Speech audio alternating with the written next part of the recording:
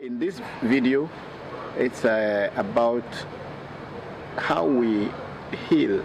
We do healing in our African Magic Temple or in Voodoo. The video shows a gentleman who came with a very big wound on his right foot. He was in so much pain, his legs were heavily swollen up and he couldn't sleep. He has not been sleeping for months. It's not even days.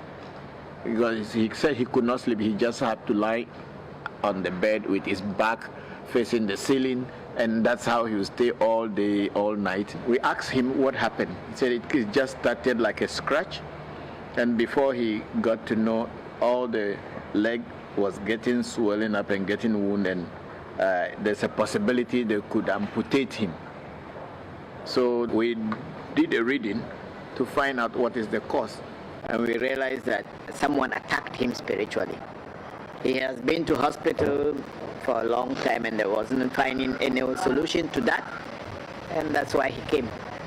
So we did a basic ceremony at a place we call Apeli, where all the spirits in the house converge when we are making a prayer. So I prayed there for him with water and then drink and the palm oil, and then gave them the message, and he also spoke what was happening to him and why he came. And then after the Apeli, we now went into the shrine which we call the Togbe Damalie. This shrine is like a very powerful shrine within my temple. In this case, we demanded that he should bring certain items: chicken, goats, A ram, and gunpowder, drinks, and some amount of money.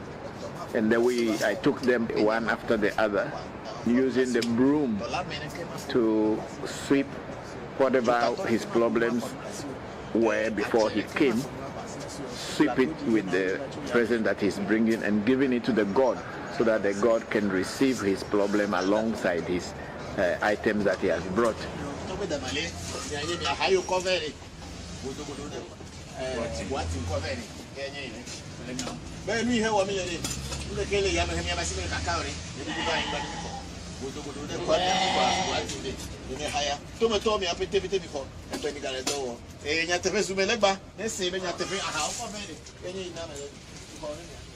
In the Togbe Damalie shrine, we have other spirits there, and that's where we do healing when it's a very serious thing.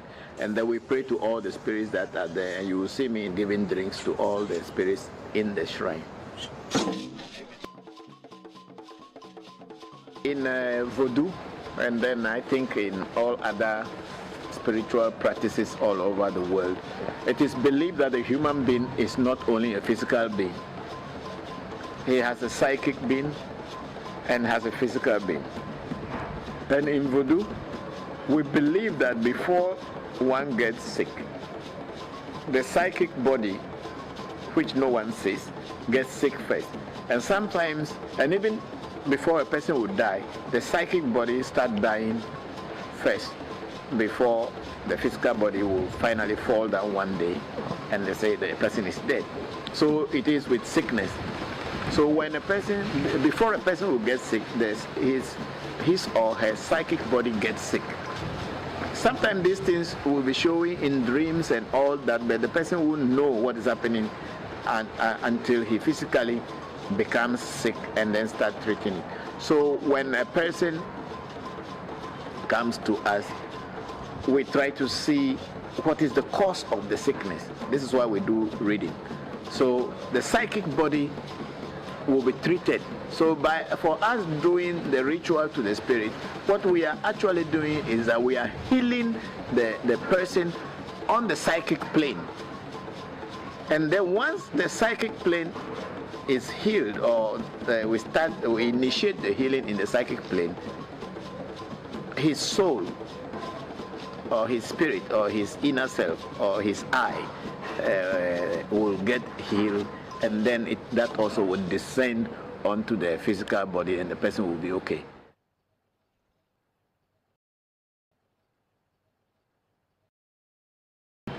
Well, I did the first part at the Apeli, And then I went into the shrine, and then after this, offering the gifts to the spirits, the animals and the drinks and the gunpowder and all that I took from him and gave to the spirits.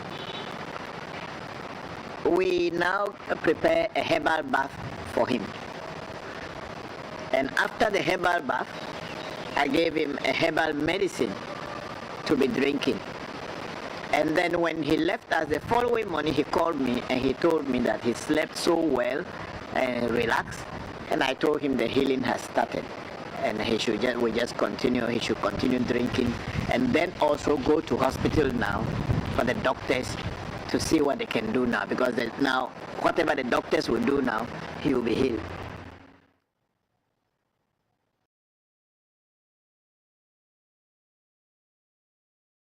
We started the healing for him on the 1st of October 2015, last year. And then in June this year, he came back with all the items that we collected from him first to say thank you to the spirit. And we went through the same process that we did when he came last year to initiate the healing. So he brought the ram, the goat, chicken, the gunpowder, and the drinks.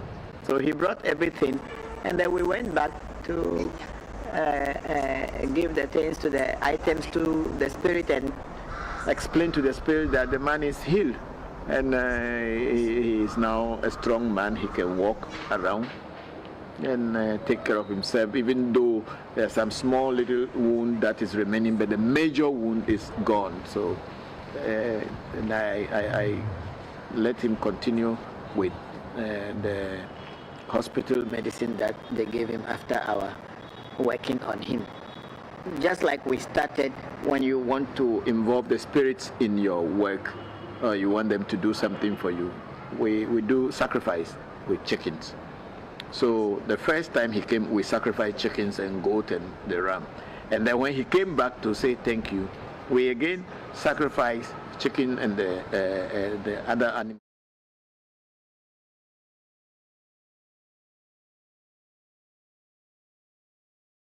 Spirits. I use my cowries to check with the spirits to see whether what I have done is right or is wrong. If everything is fine, then I will do a spiritual bath to bring the ceremony to a close so that the sickness does not come again.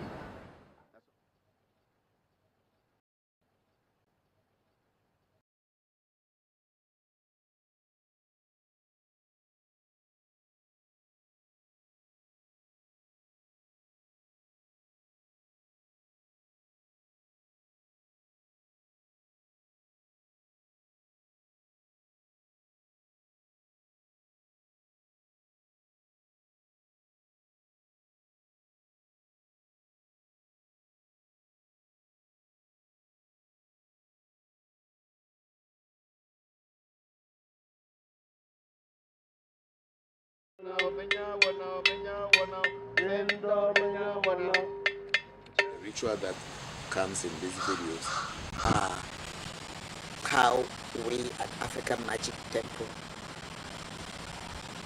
do the changing of your destiny. In Ewe cosmology, we have the Trinity, Mauga Sobolisa, Mauga Kitikata, and Mauga Ese, Ese Joto, Amejoto, because it is believed that Ese is the one who created you, the God that creates human beings. And destiny is what we call Ese, Mauga, Ese, or Se. Ese is one of the most worshipped God in Ewe, because destiny is everything. Because it's your destiny who will make you to become a doctor, become a lawyer, to become a traditionalist. It's all it is channeled for you before you even came into this world. So destiny plays a very, very big role in Voodoo. So for me, being a Voodoo priest today is because of my destiny.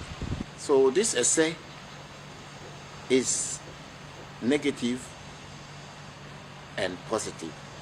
if the positive aspect of your say or destiny is stronger, your life is a better life in this world. But if the negative aspect of your say is stronger, things don't go well with you in life. You get difficult, because it is said in Ewe that to be rich is all because of a say. To be poor is a say. To be handsome, it's a say. To be clever, it's a say. We say it in Ewe, Gigi, giving birth to beautiful and good children, it's a say. Esronye dede, getting a good wife or getting a good husband, it's how your say is. The kajeje, handsomeness, beautifulness, all is because of our say. So we have a senue, which is the good essay, and we have a sevoin, which is the bad essay. Some people call a sevoin beshi, like in Ghana. In Central Ewe, we call it bechi. Then in Southern Ewe, they call it essay. So this essay, the negative one, when it is worrying you and your lives are not going on well, or your life is not going on well, it can be adjusted in a way to balance it with the good one, so that the balance between the good destiny and the bad destiny can be equal, or at least the good one is a little bit higher than the negative one or the bad one. So that is what we are doing in this. So when you come for a reading and it is seen that it is your essay that is worrying you, that's why you are not getting a husband, you are not getting a wife, you are not getting a good job. When you do things, you don't find solution to them, or you get sick and you can't find a cure, and sometimes people go into jail for no reason. A lot of people don't even know why things happen to them.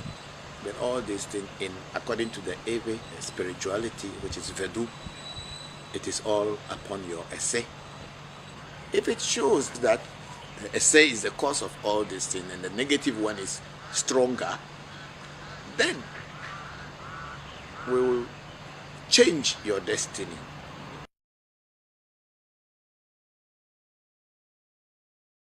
When you do a sevoin, the items you get. So we get a special clay, not just any clay, because it is believed that human beings are created with clay. And there is a specific type of chicken which should be used for a sevoin. After molding the sevoin, we have a senyu and a sevoin. So the sevoin, when you are molding it with the clay, you don't mold it to look beautiful, because it is called the bad destiny. So you can't make it to look beautiful. Before I start the ceremony, I draw the circles at the place where I do my ceremonies. This place where I do my ceremonies is not just an ordinary place or anywhere that I'm doing it. There are things that my old man, my spiritual father, had buried in the ground for me to connect with the cosmos. Whenever I'm doing any spiritual thing, I sit down there, I connect with all the other energies. So on this, I draw 7 circles, starting from the inner circle, representing all the days in the week. And the axe was given me as an authority to be able to do spiritual work. So that axe is what I use to conjure and invoke all the energies that are with me and energies in the cosmos to come to help me, so that I can be successful in whatever I am doing. This AI tool will take your idea and create a complete book,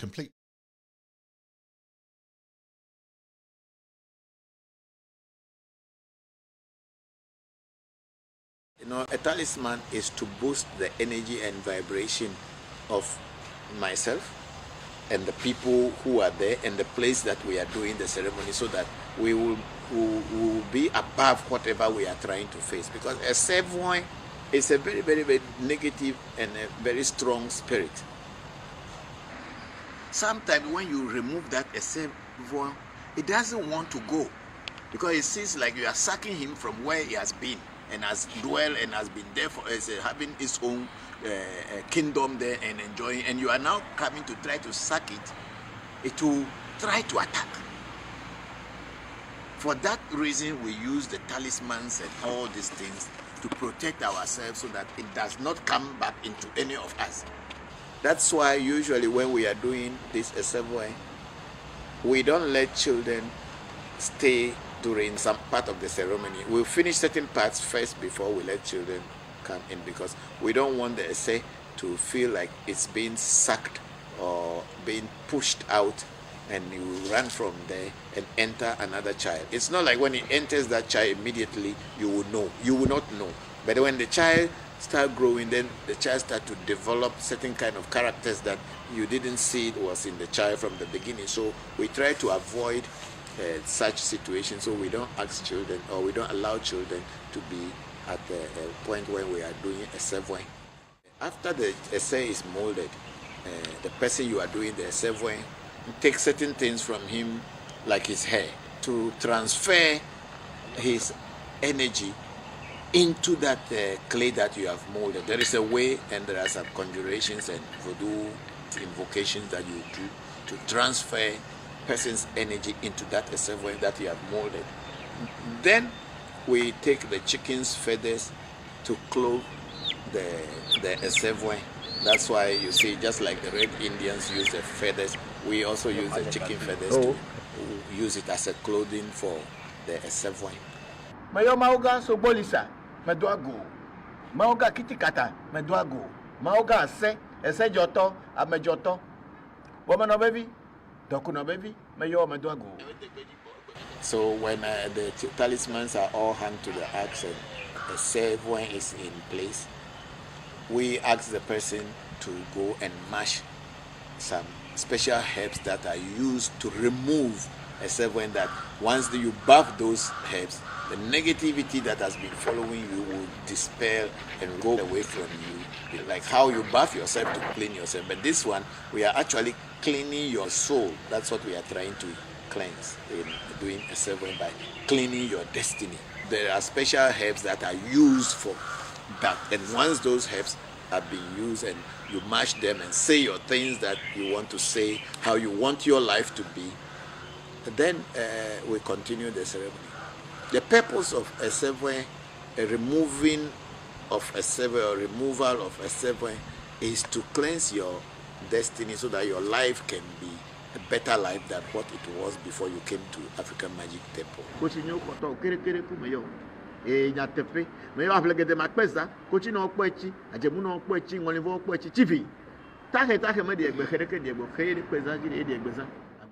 Once blood has touched what we have done, the negative destiny that is in the person has transferred into that clay, because in that clay we have his hair, nails and other things that we gather from certain parts of his body to activate the image that we have formed. So once blood touches it, it becomes alive, and it is no more just a clay that you are seeing here. It can do any negative. That is voodoo. After we have finished all the ceremony, kill the chicken, the person has to bring the chicken back to the ceremony, telling the ceremony that, oh, I have given you the food that you like to eat, which is this chicken. So when you tell, the person tells all his problems and everything, so I've killed your animal for you today. Please, I want you to leave me. Find a place for yourself so that I can also find a place for me. I want you to go to wherever you are going and be happy there, so that you leave me alone, so that I can also be happy here with myself in this world. So we do that, and after the machine, then we ask, they say, where do you want to go? When you leave this, your human body that is doing all this for you, where do you want to go? Now that it has become alive, because it has become alive, once the blood touches it, it has become alive. So you can ask it question now. Do you want to go to the roadside? Do you want to be buried? Do you want to go to the garbage place? Because being a ceremony, which is a negative thing, usually a place that is like a garbage and a cemetery and all wherever, that's where it wants to be. So we take it after consulting and they say, start to communicate. So once it starts communicating, you take it to where it wants to go. Then you bath the person with the herbs that had been prepared from the beginning in a bath to cleanse the person from the seven. Then you will leave the seven where it wants to be, and then after bathing, and all the people who had gone also must do some ablution. Whatever we came to do here shouldn't follow back us to the house. After leaving where they left their say, they do ablution and everything, and then come back home. Then we now ask the energies that are accompanying them to see whether where the essay voyage has been taken, is it okay? Is it everything? If it's not okay, if there's anything to do for it again, we do. But if there's nothing to do, then we close the ceremony. It is when this essay is removed before they can make essay itself for you. After removing this one, a lot of changes will come into your life. If it is like you are doing it, you came to do a consultation because your wife, your children, your job, your business, everything is not working well. That's why you came, and it is a sin that it is because of seven. Once that is done, you must start seeing progress in whatever you've come to do.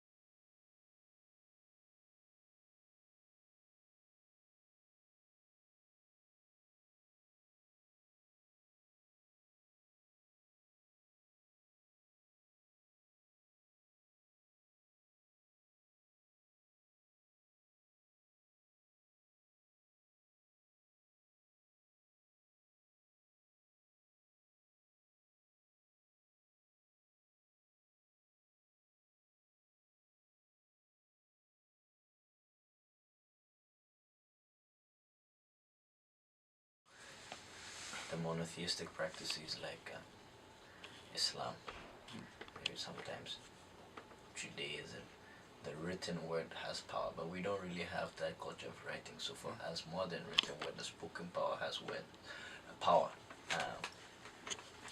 And so just merely writing it doesn't really mean anything. And so, but that being said, it means that every word that is spoken can be powerful or can be destructive. And so before you talk about certain things, you must pray, or you must ask, please give me the permission to speak about strong things. And that's why there are some things about certain spirits that you will not be able to tell other people who are not initiated, or there are certain words you don't say because you don't want to bring any negativity upon that person's life. But the more and more you practice, you will see how much power we say the tongue holds. The tongue has power more than the word itself. Is it more about like the understanding? Like, let's say you were explaining a concept to me, and if I'm not at a spiritual level, I will not be able to understand. Sometimes it's understanding. There's certain things I cannot tell you now because you may not conceptually understand. That is one thing, but that is also separate from not telling you something because of the force of what I'm telling you is. Because spirits are not like I said, spirits are like invisible human beings. You just can't see them. And so when you work with a spirit, it becomes your partner. I'm in the physical world doing the physical work, and then he or she or it is in the spiritual world doing the work. And it's a partnership because it's not based on only faith alone. if you're going to work with a spirit that is going to work with you, the faith comes after the spirit has proven to you. You know, so it's trust first, then faith. Because like a human being, when you go and meet a friend, we're all human beings here, but me and you may not click on the first go. You're not going to, or even like when you meet a woman or something, you're not going to date every woman you see because you're not going to click. It's the same in the spiritual world. It's not every spirit that you're going to go to that is going to be the best for you. But that is why people go and you go to elders or you go to spiritualists to introduce you to many. But the time that you meet a spirit that is going to work for you, you must first doubt. This is the role of doubt. You're not going to believe because for the sake of belief, because it's not a religion that we are going to be using it just for the sake of maintaining a doctrine. No, spirituality that we are practicing is trying to go forward. How are we going to be able to solve problems within our lives? How are we going to be able to develop ourselves? How are we going to be able to be better diviners, to help people? So it is very much based in the pragmatic rather than the doctrine. And so when you meet a spirit that is going to work with you, he or she must prove to you first that it is there. And then after it proves to you, you doubt, and it must repeatedly do so. It's not a one-time or coincidence that, oh, this happened, so no. You must continue and continue. And when it beats that, then you know it's there. When you know it's there, now you can have faith in them. So when there's a problem, you know who to go to because you know it's there. But that faith does not come before it has proven to you, because there are many spirits here, but it's not all the spirits that are active. It's the same way you have friends, but it's not all your friends that are your best friends. When you're in trouble, you don't go to the ones that you are not close to, you go to the ones that you are closest to. It doesn't mean all of them are not your friends. It doesn't mean all the things that I don't respect them, I do. But they are the ones that I have the most close relationship to. These are the ones that are active for me. Because I have tested them and I know that they are there. They've proven to me time and time again that they are there. I have doubted them and they've said no. I've doubted them and they said, and this is, you must. Because if you don't doubt them, how do you know which one is working and which one is not? This is where we will say that we are not religious.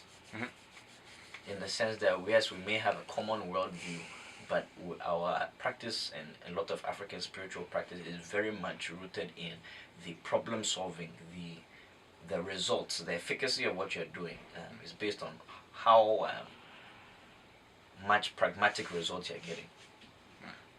So you said that so it's like a partnership, right? Yes. So from the spirits help you progress in life and fix your problems, what do you do for them in return? So for spirits can exist. They've been created, but even spirits need sustenance. They can sometimes be in a place, and if they don't get food, they would exist, but they are weak. They can't do anything. They can't work. And so we, through our love for them, we nourish a love that they love. They love human attention as well. You can do, one thing is to do blood sacrifice for them, because the blood we see as the life force of the universe, or of life within that animal that's making it alive. So it has this energy. We call this kind of, in Nigerian concept, they call it ashe. And so when you kill an animal, the ashe of the animal moves from the animal down to the spirit. So it becomes like a battery. So something that was there stagnant, that couldn't do anything, now because you give the blood, now it has the power for you to respond. It doesn't mean that you do this all the time. Sometimes you can empower them too much, you can't control them. But that's why you need to limit them. But it's something that you do from necessity. And when it's really necessary, then you sacrifice that animal for it. Another thing you can do, like for example, I do here, is spirit can really eat anything that you eat. If you train them that way. Because really, when it's a partnership, sometimes they say it's almost like you're in a relationship with somebody. It's the thought that they like. The thought that you thought about them, or you know that they are there, and you acknowledge their presence. This is what they love the most. And so if you go and you go to Ross Dining Hall, and you see like a cake, and you bring it and then you offer it there for like a day or so.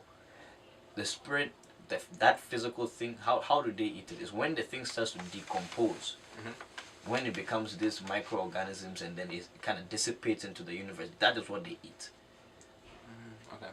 So we human beings, we eat the flesh part and then the flesh of this thing, but the spirits, they eat the decomposition. And that's why one of the biggest places that people go and do offerings is at the rubbish, because where people throw away stuff, because that's where things are decomposing. That's where they say Legba, who's the guardian of the crossroads, who is right there at the front of the door. He is the one who is kind of being the intermediary, giving out jobs, you know. So when we give food or offering to like a spirit you're working with, then you petition it and you say, I want you to do this for me. Or you can also be like, you thank you for doing this for me, this, I'll give you this. Or, you know, I just really like you, thank you for helping me, this. And if a spirit is not working, you don't have to give it food. If you are not seeing it, you don't have to give it food. And there are spirits that you don't feed them, or they are working, but you will not feed them as much, or not love them as much. But they really like the fact that you think about them, and you love them. That's what they like. And sometimes they get jealous if you have other spirits and you take care of one spirit more than the other. They get jealous. And that's why I will say, if you're starting off, it's better for you to have one spirit and then really build your relationship with it. Test, and then ask his or her permission for another spirit to come, and then you do. But different spirits do different things. This is why it's necessary to have multiple spirits, but multiple spirits working in different like areas or elements as well. So like if you want to basically classify spirits, you can classify them into the elements like fire, earth, water, air,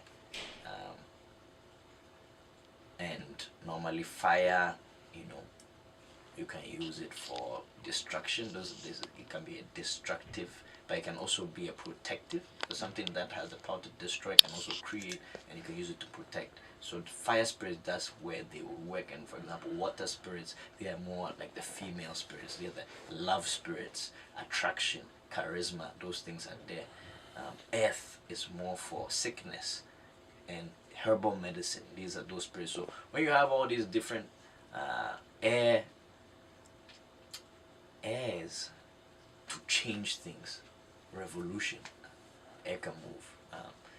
So those are basic, you know, elements that are the characteristic of many spirits. But some spirits exist in multiple elements at the same time. This is what we call a master spirit, a spirit that is above, because spirits, they have ranks. One that can work in just one element versus one that commands multiple elements, because maybe somebody created and put them together, or maybe it existed like that before. It doesn't matter about the past, really. It matters of what it can do today.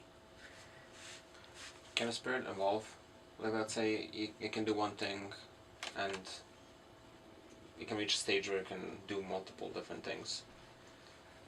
Like by the spirit itself, it will not evolve, I don't think. Okay.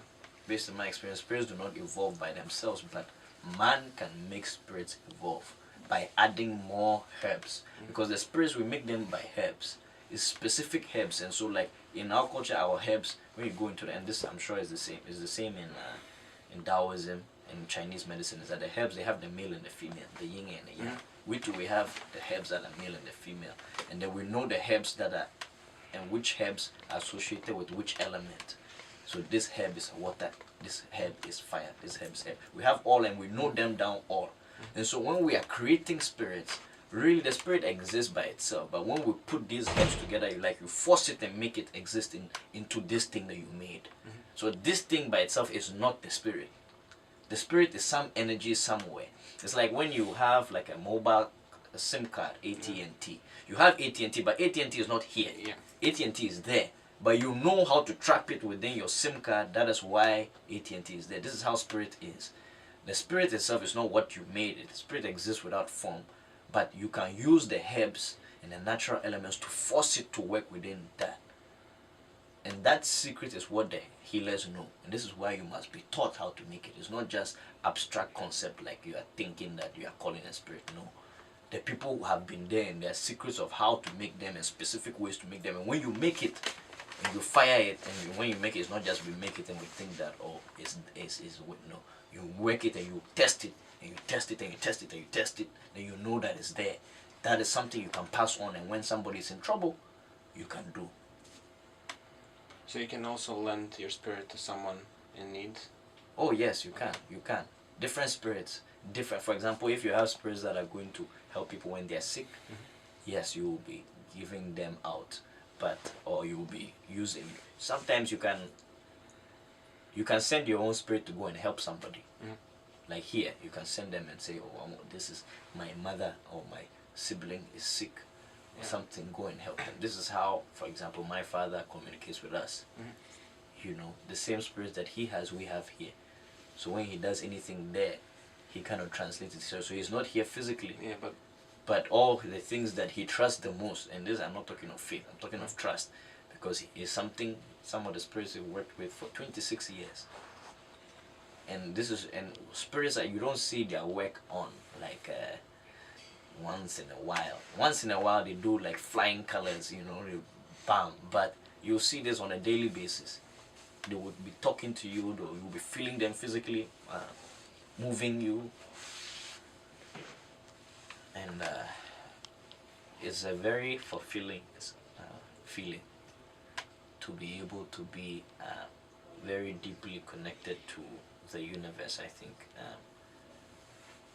And to see them actually working, for me that's the most fulfilling part of it, is to do something, and when you do it your work is successful and you see it, and then sometimes it's not perfect, you see it, but then you get better, and you also see that with time your hand becomes more effective. It's not only the ritual alone that is important. That's where a lot of people like to make mistake, and I think that's where you don't get results. It's not reading it on online alone and then thinking that this is how it is and you just make it. No. The person's spiritual development also matters.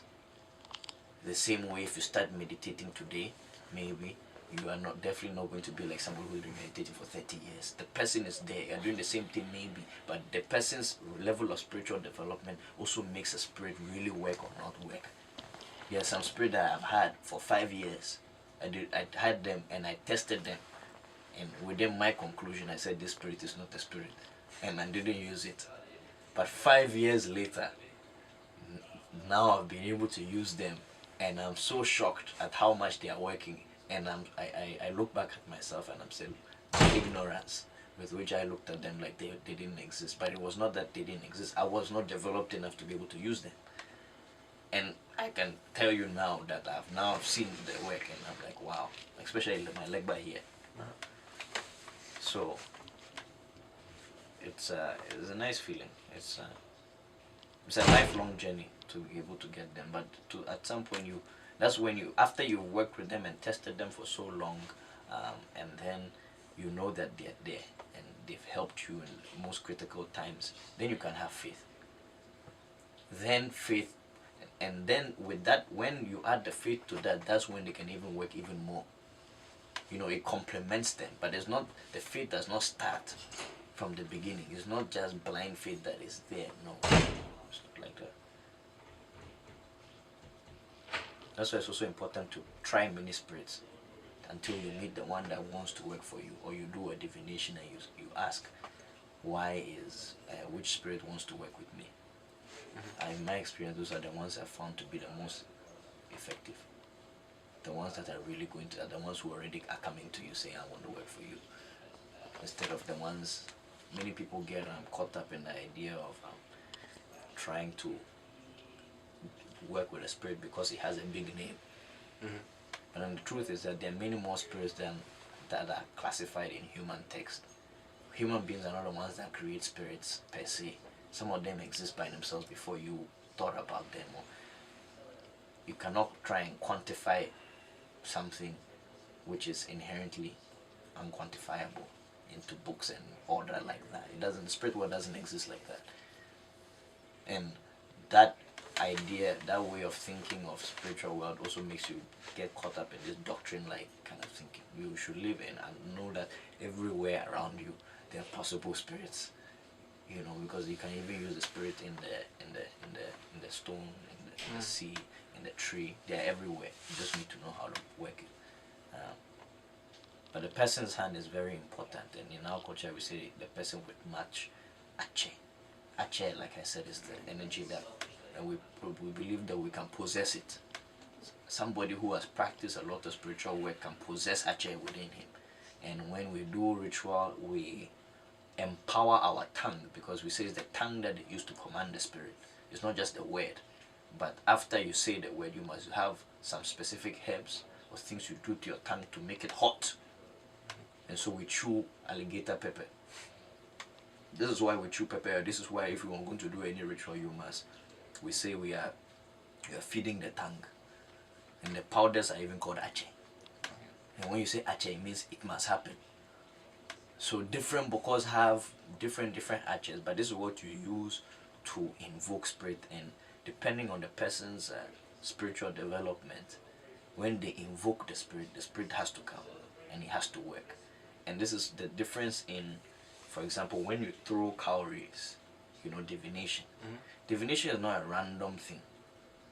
If there's if you just throw cowries and it falls, by all means it's random. Of course it's random. Yeah. Maybe you may say it's not random, but it's very likely that it can be random. This is my belief. But when you have a spirit working for you, and then you have that partnership, this is when you ask the spirit to be in charge of the cowries. And you say, please, whatever spirit, when I throw this, I want you to be the one to be manipulating this for me. This is when it does not become random.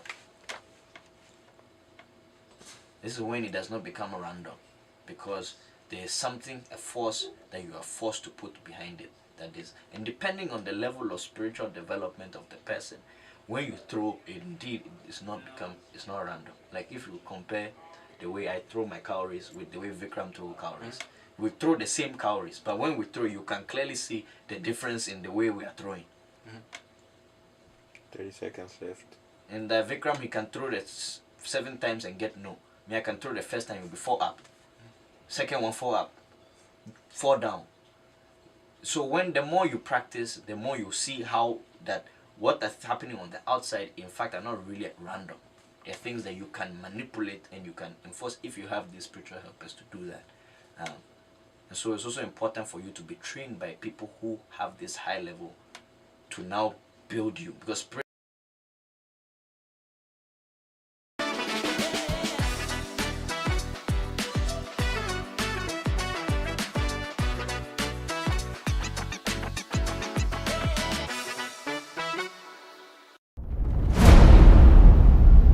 This week on the 77% Street Debate. Slavery left a deep wound in all of us. And when you see us coming, it's because we're trying to heal that wound that was placed. I try to understand why I am here. I want to leave.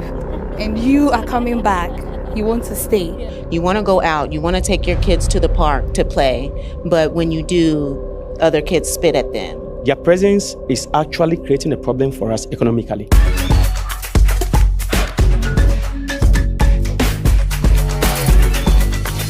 Hello, and welcome back to the 77%.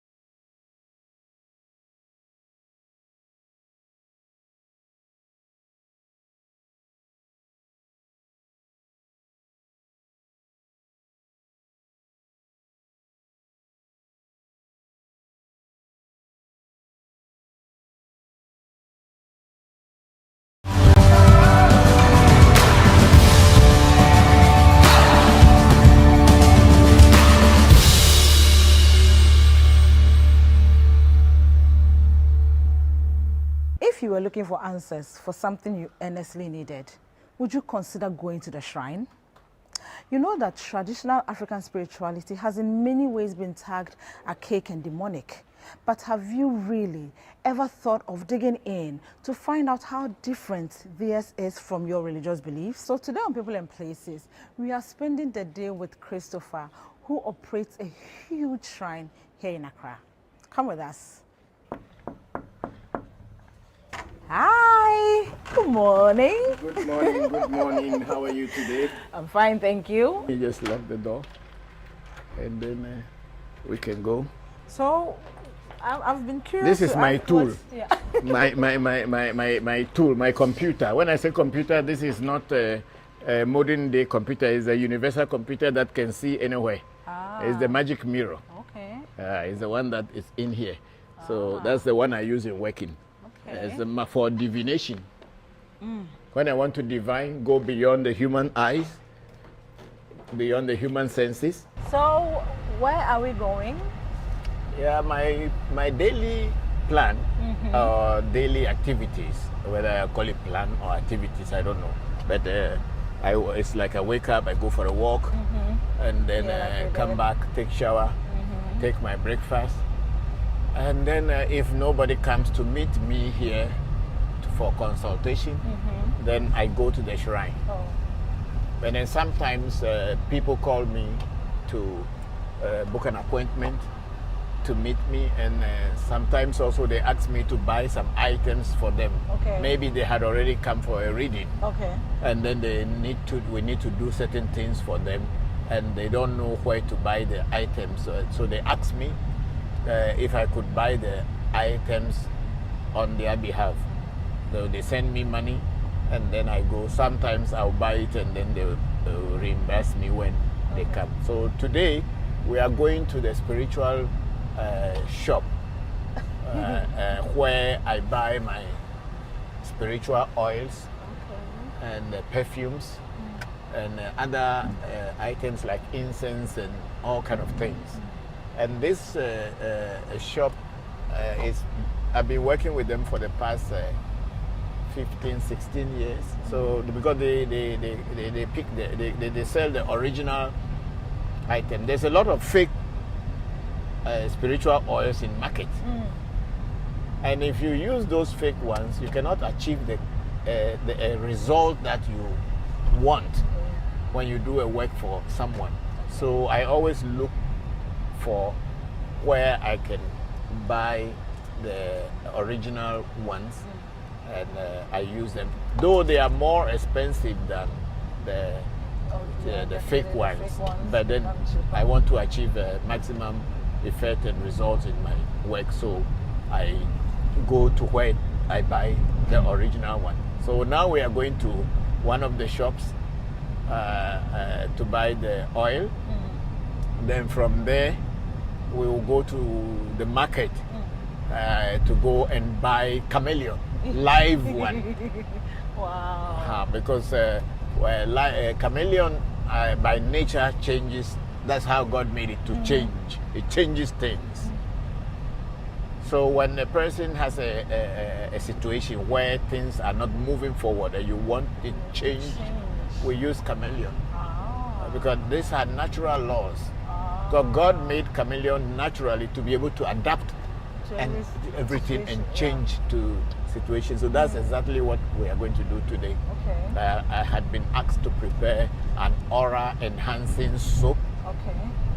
For somebody who wants to boost his business, is not moving and it's been at one place for so long. So I'm going to go get the chameleon and get some few other items. Some I bought yesterday, and today I'll go again get some, and then I'll prepare the soap for him, hoping, of course, with the knowledge that his situation will change.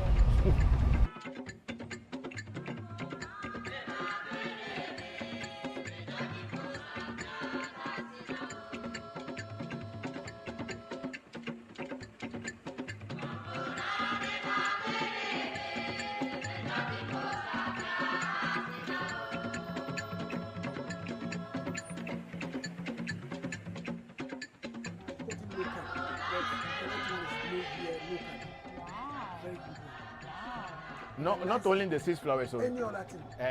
The good ones are made here now. On the license of the parent companies who are outside. Oh, okay. But they have some that are kind of like a fake also coming from outside and then they sell them. So then if you don't know it, you go and buy them. You won't get to what you want to do.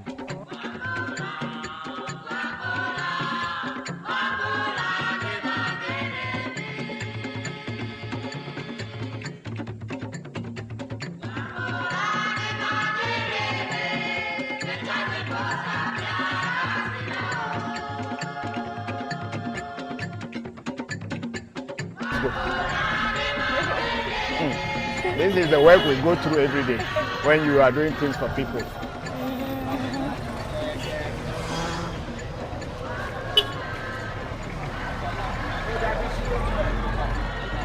This work is very interesting.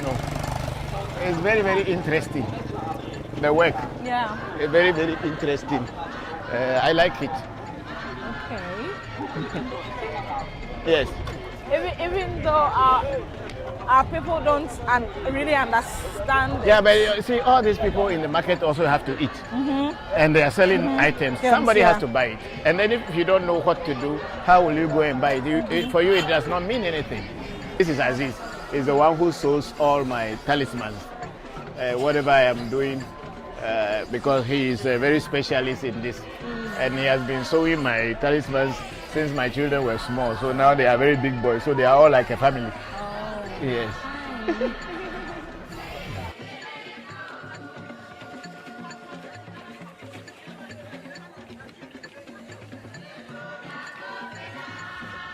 So this is, you see them.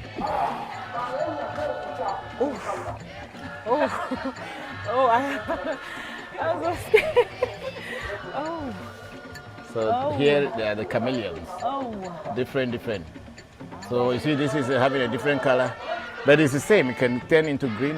It can change other colors. Even if you start looking at this, your clothing, after some time it will start to, it adapts. So that's why it's very, very, very important in spiritual things. So I'm going to get one. Minam Konko.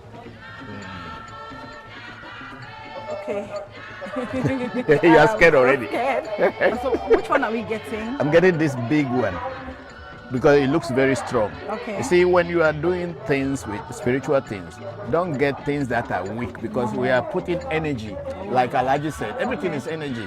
When the light bulb is very weak, you can't see very well because the energy is not enough. So when you get a live one which is very active, so what the purpose for which you have gotten it, you achieve it. But if it is weak, like 3 days ago I bought one, and before I got home it died. But I didn't come directly. They packaged it and sent it. By the time I took it home, it died. And then yesterday I came and I selected a bigger and a stronger one for myself, and it is alive. And then again, I am going to buy another one now, which is, so I will select the strong one. Okay. Yeah, the stronger one. Depending on what you are preparing, that's when you get. Yeah, but usually, if the thing is, we need a chameleon to use, we use chameleon. It's not everything that you do, we use chameleon for. But the things that chameleon is supposed to be used for are the things we use it for. Yeah. So if there was a smaller one that was like active, this small. Yeah, like this one. Yeah, but then I would rather prefer a bigger and a stronger one. Yeah, I always go for the bigger and the stronger one. So I'm going to get it out now.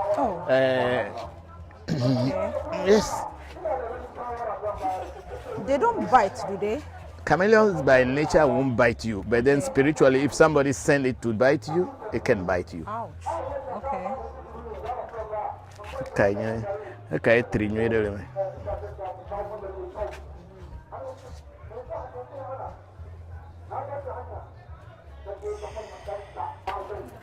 so this is it. Can we put it in now so that like I want to lock this place first. Okay. Because they are so slicky, and they can easily escape, and you won't find them because they can just adapt to the color, and that's it, and you can't find them. And they are gone, and they will wait until nobody is there, and they will go their way. Okay. So now we are done with this one. So this is the shop. It's called Larba. Larba is the girl who sells. Yeah, I used to buy from the mother, and then later from her. And all these people on this line, they are all my customers. I buy from them. So each time I come, even if I don't come directly, I can send someone to, because I get genuine things that are authentic that I can use. So I buy from them. I don't buy from other places. So from here? From here, we are going to the shrine. Okay. Straight to the shrine from here. Okay. So this, we will be using it towards when the sun comes down. Okay. We'll not use it in the hot afternoon. So when the sun comes down, then we start preparing the aura enhancing soap. Actually, we are going to the shrine. I mean, this is.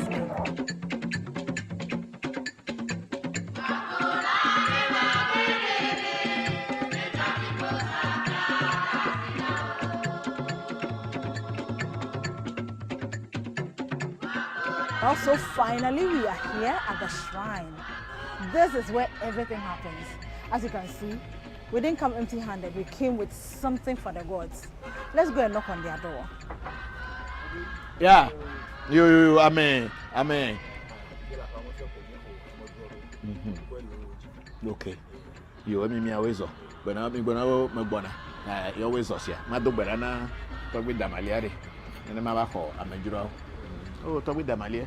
Go come out. No basa bo kono beji male nko me go le nko. Na tepe. Oh, me le afi oba bi kwa Amajuro do over me ambo. Wa, ifa ha. Me ana anu ita over re. Me kpota na yo cho no kpota na lo godo. Aba tie no agbere e kabu na de. Nyanya atie no agbere na ma vure me ansia. Godo. You are welcome. Thank you. Welcome to our shrine. Thank you. How did you come? We came with some gifts for the ancestors. Ancestors, yes. When I tell you, me ho, go kwere maka kasenko. Yo, akpe, me ho go if you pogatwe, if you jaha, covenant talk you when no for right now. Oh, no got akpe. What I am saying is that wherever you got money from before buying the drink for the ancestors, you should get them back thousands of times back to you. Amen. Okay. This is a place we call the anchor of the house.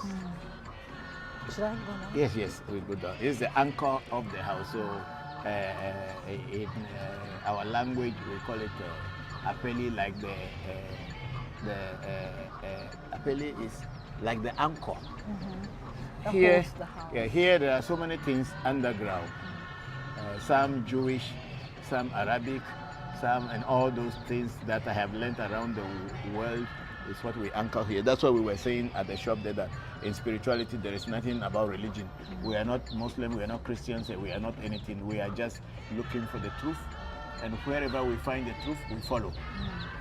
That we leave the religious aspect out of the whole thing, and we look for the truth, which is God. Me yotonyo kosi poku akubia yo no akoso agoku tefe no ba kwa ha foni koku geje tasinya mo si fusi jam koso abra ko bra mi ba kwa ha me mama yen gbodwe mbara to gbonya agoku kofi akubia mensa dori efen be peku no me yo me opete me yo foni Celestine ya akubia Katrina akubia foni asense kojo foni ya oben akubia mba kwa ha me mama yen gbodwe mbara agoku kofi me pete mba kwa ha me fa gudu me ne fa ni mi no lo agbeda me ne fa mi no gudu si ti o gbe bere amijere meje gaji gamegaseun no sese lekele ko fu amireji koro bobo na agbere sese na mi apa mi na me ne bobo e fe me mi ngere re fe me ne bobo ro e cho e ba yen le ti de katututu yo na mi dudu e mi po jijore mi an mi na me ne tro ni o pete ne tro na me ne fa ni mi no.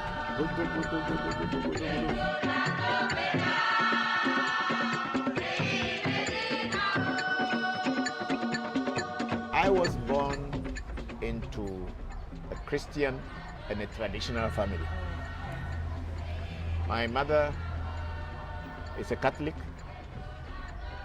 My father is a Presbyterian. But my grandfather was a traditionalist. So I was born into this, but we were actually raised on the mission compound. So we weren't really having a chance to go to our grandfather or to see all these things, but our grandfather was the base of the whole family. But then I had this interest from a childhood. I was born a sick child. So from my childhood, my mother had taken me from one place to another just to keep me alive, just to make so that I can be alive. So all that had also played a role in my finally deciding to become a traditional African spiritualist. But many people associate this practice with evil. Yes. I don't know what. No, it's okay. You see, you have to demystify the African's mind to tell them that they are also human beings and they also matter. They also have knowledge and wisdom. You know how I classify what people call juju? Knowledge and wisdom. You see this plant? You see it has got all thorns. Yeah. Can you go and embrace it? No. Huh? No. Why? Because it's going to get because it will pinch you. That's how juju is like. So, but if you are stupid and you are ignorant, you go and embrace it. And then when it pinches you, you say the tree is a very bad tree. When people come here, what kind of consultation do they normally seek? Oh, when people come here for consultation, they come for almost everything that worries human being. Anything that worries human being, they come for that. Okay. So people come because they want their job, people to be okay. People may come because they want a wife. People may come because they want a good husband. People may come because they are sick. People may come because they want something that is not right. People are also coming because they want to learn about themselves. They want to know themselves. They want to see what is wrong with them, why others are succeeding, but they are not succeeding. What is wrong with me? I mean, they have gone to all the prayer camps. They have gone to all the great pastors. At the end of the day, they remain where they are, and they want to know what is wrong with them. If God has created everybody to be happy, why am I not happy? Why is not happening to me? And such people come and do consultation, and then we go through the oracle and try to direct them and tell them this, that is what is wrong with your life. So when you fix this and fix that, things will start going on well. And when we do, things start moving. Okay. So, what kind of people come here? Also, pastors are coming, reverend fathers are coming, Ashawa is coming, thieves are coming, policeman is coming. You just mention it. Politician is coming. Everybody comes. Just like everybody is a human being. We all have, whether you are a father, a pastor, a politician, a thief, a shower, you have needs. You need you have your life. You need certain things in your life. So it's not limited. That's why we are not a religious people here. Muslims are coming, Hindus are coming, Christians are coming. Everybody comes.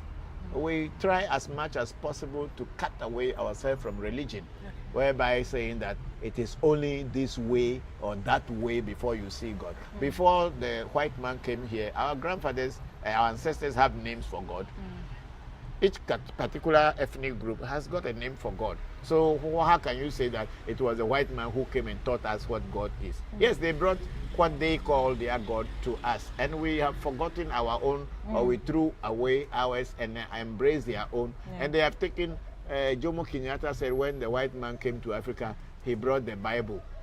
He gave us the Bible, and we hold the Bible, and they took our land and our wealth from us, which is true. We are now holding the Bible. You know, look at our country, Ghana. There's oil, there is gold, there is bauxite, there is manganese, there is timber. How many Ghanaians are benefiting from this oil, from this timber, from this gold, from that? Let's face reality. If anybody is benefiting, probably the businessman and the politician and his partner from Europe or from wherever in the world. The rest of the people are suffering. Even the people working there are suffering. The people who own the land are suffering. The people who are in the area where they are digging gold, when you see their life, you will never want to be in a golden land or Gold Coast. But the people who don't even have gold in their land, they have building golden temples and golden mansions and palaces with gold. Yeah. When you open their vault, if you see the kind of the amount of gold they pack there, you'll be wondering why. How many Ghanaians wear gold like this? How many Ghanaians will see real gold and wear it? No. They wear something they call it Cooper, which is a mixture of brass and copper and some little gold. And we are very proud. Meanwhile, we call ourselves from Gold Coast. When someone comes in for consultation, are they bound to the shrine for life? No. Nobody is bound to anywhere or this shrine for life. We are teaching. When you come here, we teach you about life. If you are a Christian, we'll teach you to be a good Christian. Now, a lot of time, people who come here, who will come and say, hey, somebody has done something to me and I'm so pissed off and I want you to kill the person for me or do that for me, are Christians. So unfortunately, there are only Christians who come for that, and we tell them that's not what we do here, because their image and their conception of traditional spirituality is evil, because that's what they told them. Yeah. So when they are tired with whatever the church was doing and they could not find answer with their prayers and everything, they couldn't find answer. Then they think that when they come here, because devil is just beside us, and they will ask the devil now to go and do dirty work for them, which is never true. Human beings are devil. There is no devil anywhere. It is we human beings who are the devil. So, married? How many? Yes, kids? I'm married. Are I'm they married all with in the I'm married with different children. I'm married with different children. Yeah, I don't force my children to follow my path. I only, as a father, I teach them the truth, tell them the truth, but it's up to them whether to follow the truth or decide not to follow the truth. Yeah. How expensive is it to come and consult? Spirituality in general is expensive. If you don't have the heart for it and it is not a very strong desire, you cannot be a spiritualist, because a lot of things are expensive. Buying of items, ceremonies, rituals and all these things, they are expensive because you have to buy things to do. For our consultation here, we take 300 Ghana cedis plus 2 bottles of Beefeater dry gin as a consultation. After the consultation, whatever we see in the consultation, we will tell you, and then we will tell you what things to do to solve it. If you want to solve it, fine. If you don't want to solve it, that's your problem. We've told you. And when people from outside Ghana, because we have to go across oceans and mountains to get your information, you may be in the US, you may be in China, and you want us to consult, like what we just did with that guy in Thailand. He is in Thailand, but we are consulting here, and I think we have got the real problem of the man, which is money, which we were saying nothing is happening well. So later it is confirmed that really nothing is happening. He used to have money, but he borrowed money to a lot of people, and now the people are not even paying him, and he's having a difficulty. That's why they were trying to consult us.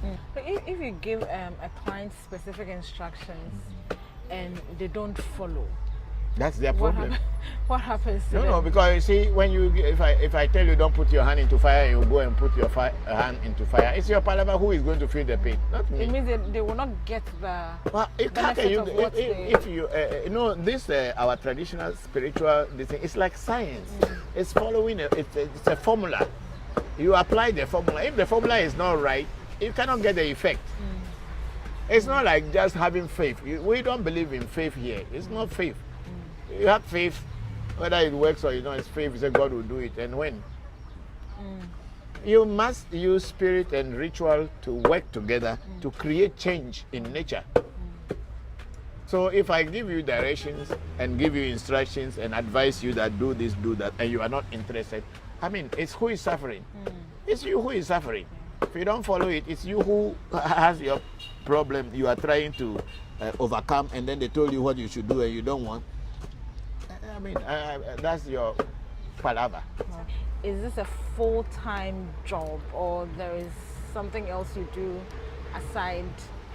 Oh, as at now, it's like a full-time job because the number of people who call and come to me are many, and I can't do otherwise. I can't do any other job apart from the magic, the entertainment magic that I would do to entertain people when people offer me a contract to entertain their guests or their clients. Yes, then I do that as a part-time. I used to be a full-time professional magician, but now I am into spirituality, and the magic is a background thing, and it's only done once in a while when people who know me and invite me to come and perform magical entertainment for them. But then you should always know that magical entertainment is not spirituality. So people should not confuse that maybe because I'm a magician, so what I do here is magic. No. I'm doing African traditional spirituality, which is totally different from entertainment magic. It's a total different thing, but a lot of people don't know the difference. That's why the pastors and some other traditional spiritualists are fooling people with magic. We don't do that at African Magic Temple. We teach the real thing, and we do the real thing here. So as at now, I'm doing this spiritual work as a full-time.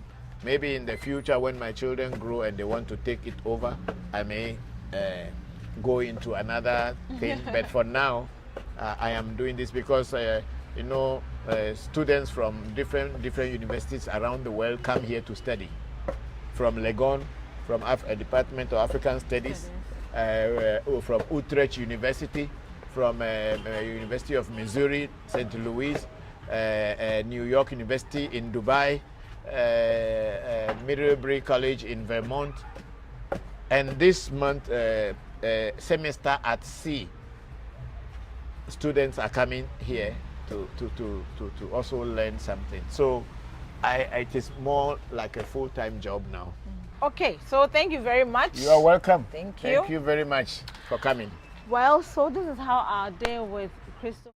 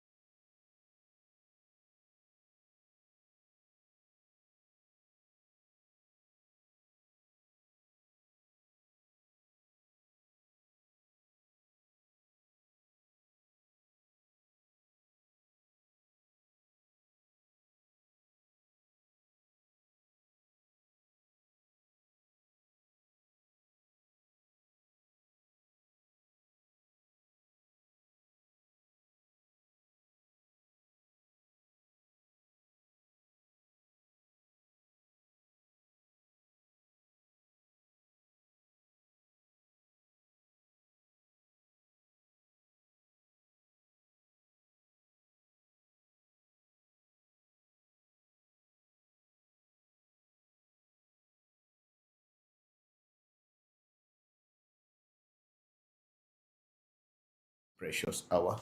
Thank you very much. This is African Magic Temple, ReVodution, Voodoo Education.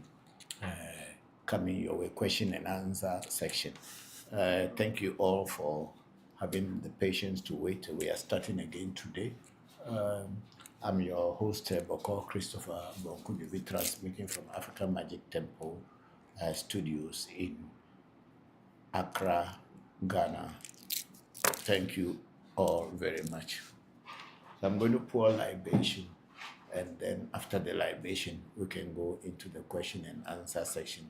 Take your greetings, your comments, and your questions. Thank you all very much. Oh, Maduago. Mayo mauga sobolisa, Maduago. Mayo mauga kitikata, Maduago. Mauga ase, Maduago. ese joto ame joto, ese nanu ame, ese tenanu ame. Woman of heavy, dokun of heavy, woman of heavy maybe ananu, dokun of heavy ogbeno, dokun of heavy maybe ananu, woman of heavy ogbeno, ese popolipo, ese datafia, ese nyo amenyo, ese gla amegla, ese Georgie, amekpo jijo, meduago.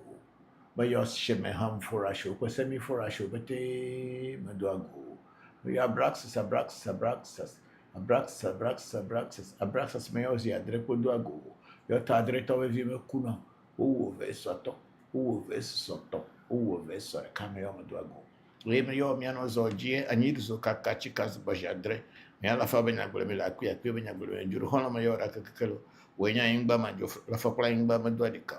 When you matekulo, eteku, etega. I don't think this one is working.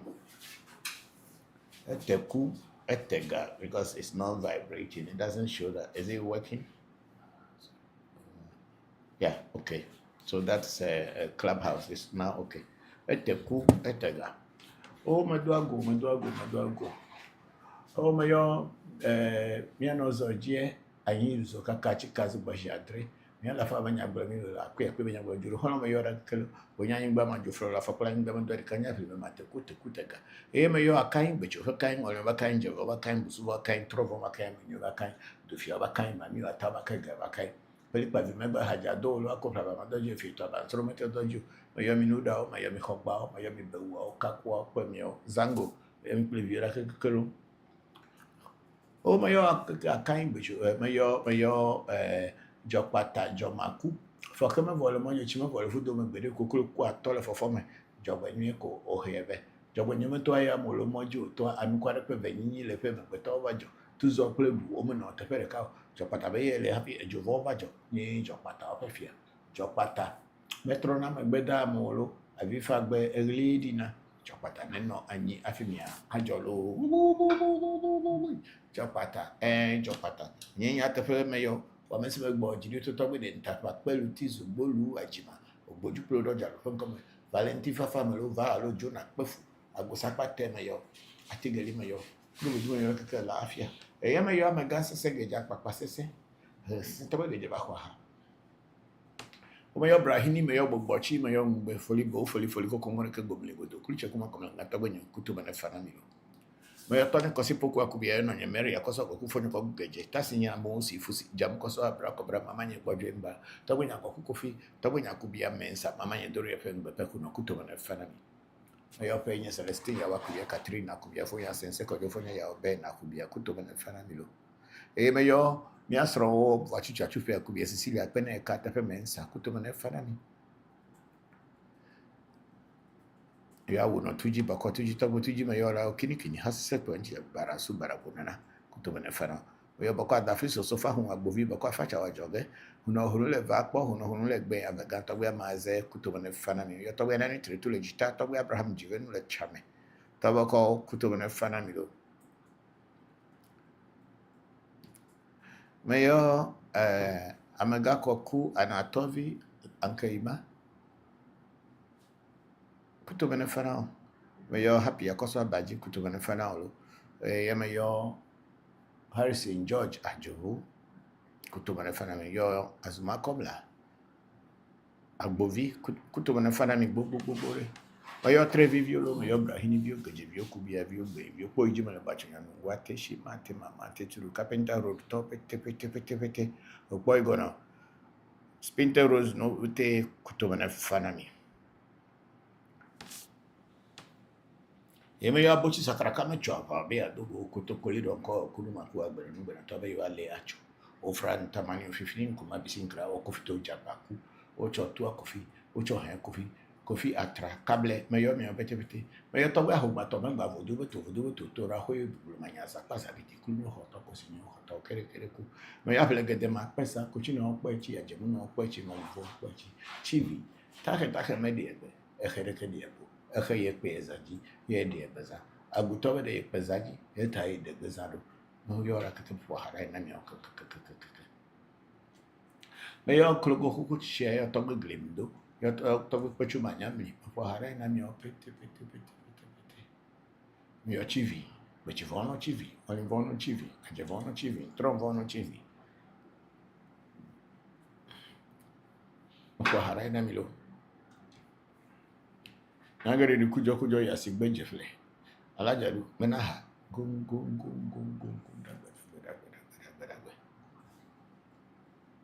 Mayo gogli, si yo tonu ekpe. Mayo mi apetelo. Mayo America ko, mayo amesiame.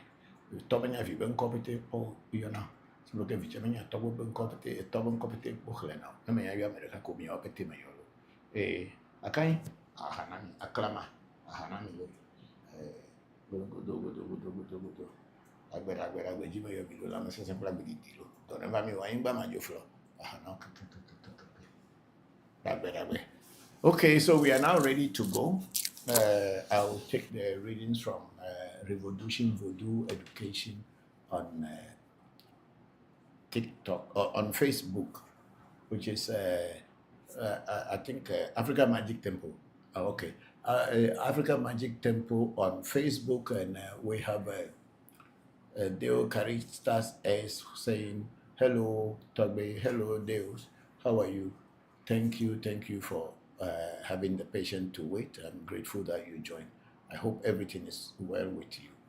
And then Deus Caritas S said, I want to first thank you because many things are getting better after the Vosa. Oh, I thank God that many things are getting better for you after the Vosa. We thank God for everything. And then we have DJA saying, hello, good evening, Papa. Good evening, DJ A. How are you? How is everything with you?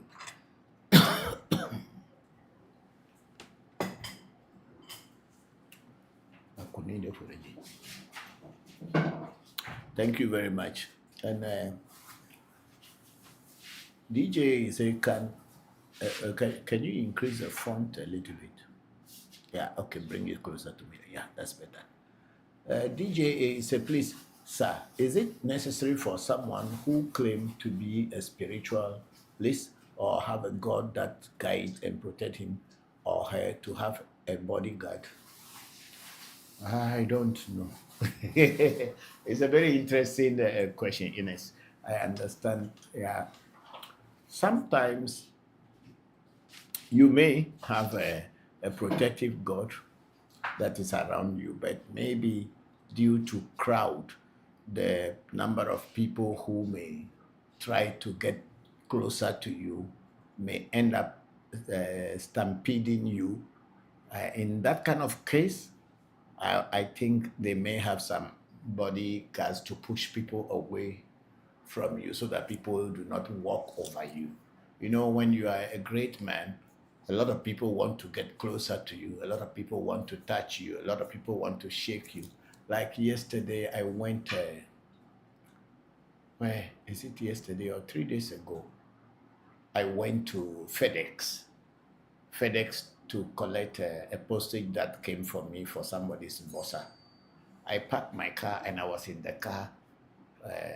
I was about to get down, was it? Yes, I was about to get down.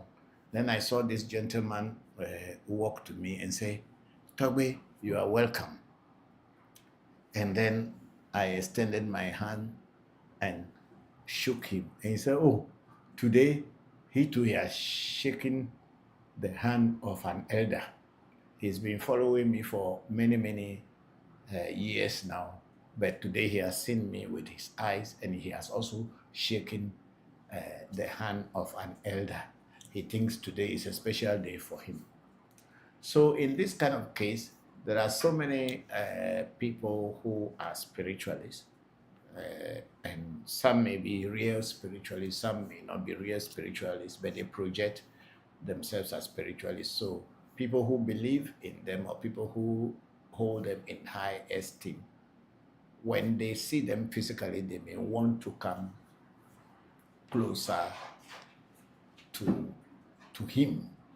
And if there are too many people trying to get closer to you at the same time, if you are not very careful, you will end up being walked over. So in such kind of cases, bodyguards are maybe needed.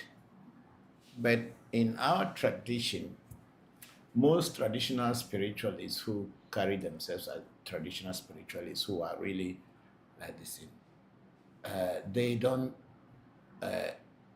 need to have bodyguards because at least we have protective energies around us. So we don't really need a bodyguard for that matter. But then very commonly in Christendom, people who are posting and pasting their pastors' pictures on their car and on their doormouth, the pastors themselves who are so supposed to be so powerful to protect their congregants and members, they themselves need protection by human beings who are not as powerful as them. But that is life.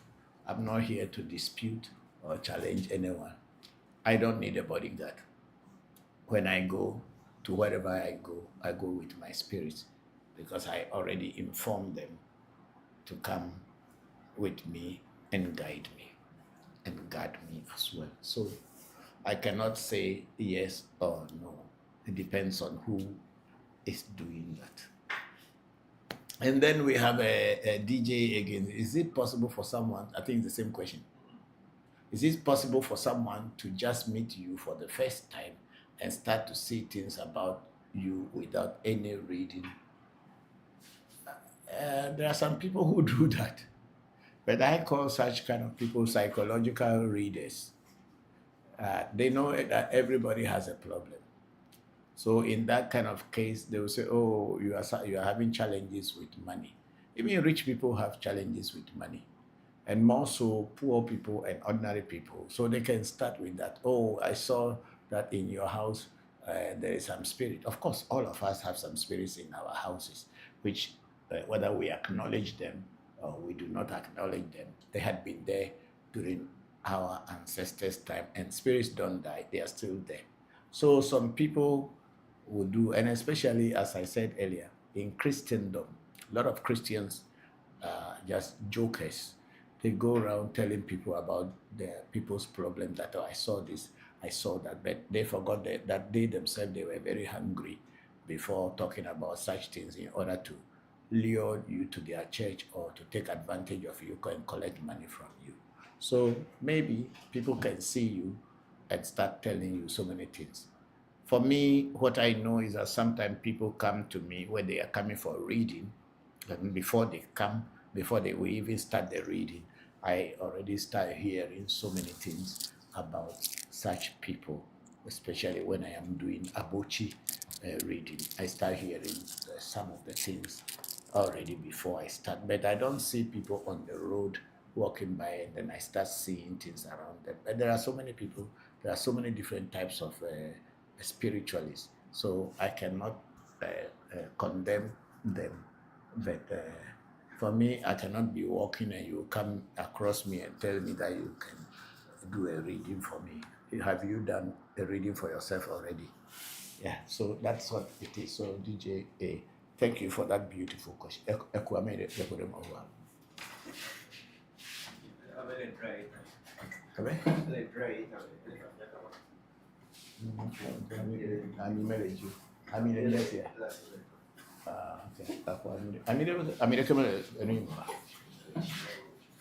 Are you sure?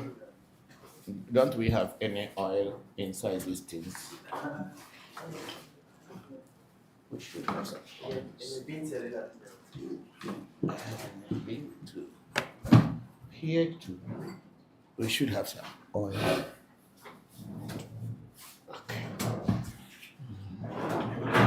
Okay, none is here. Oh, it's okay.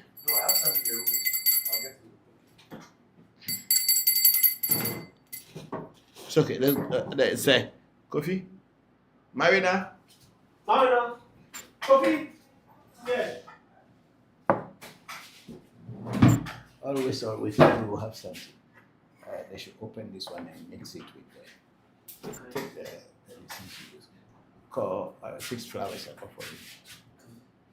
This thing is a very long time ago. Those people said they lost this video that the person has a wound and was not healing, Mr. Boatin. Many years ago, they never even show up again. Whether he's still alive or I don't know, he and his brother. Anyway, we are here to do God's work. Whether the people come back to say thank you or not, we are here to do God's work. Okay, let's go on. Okay.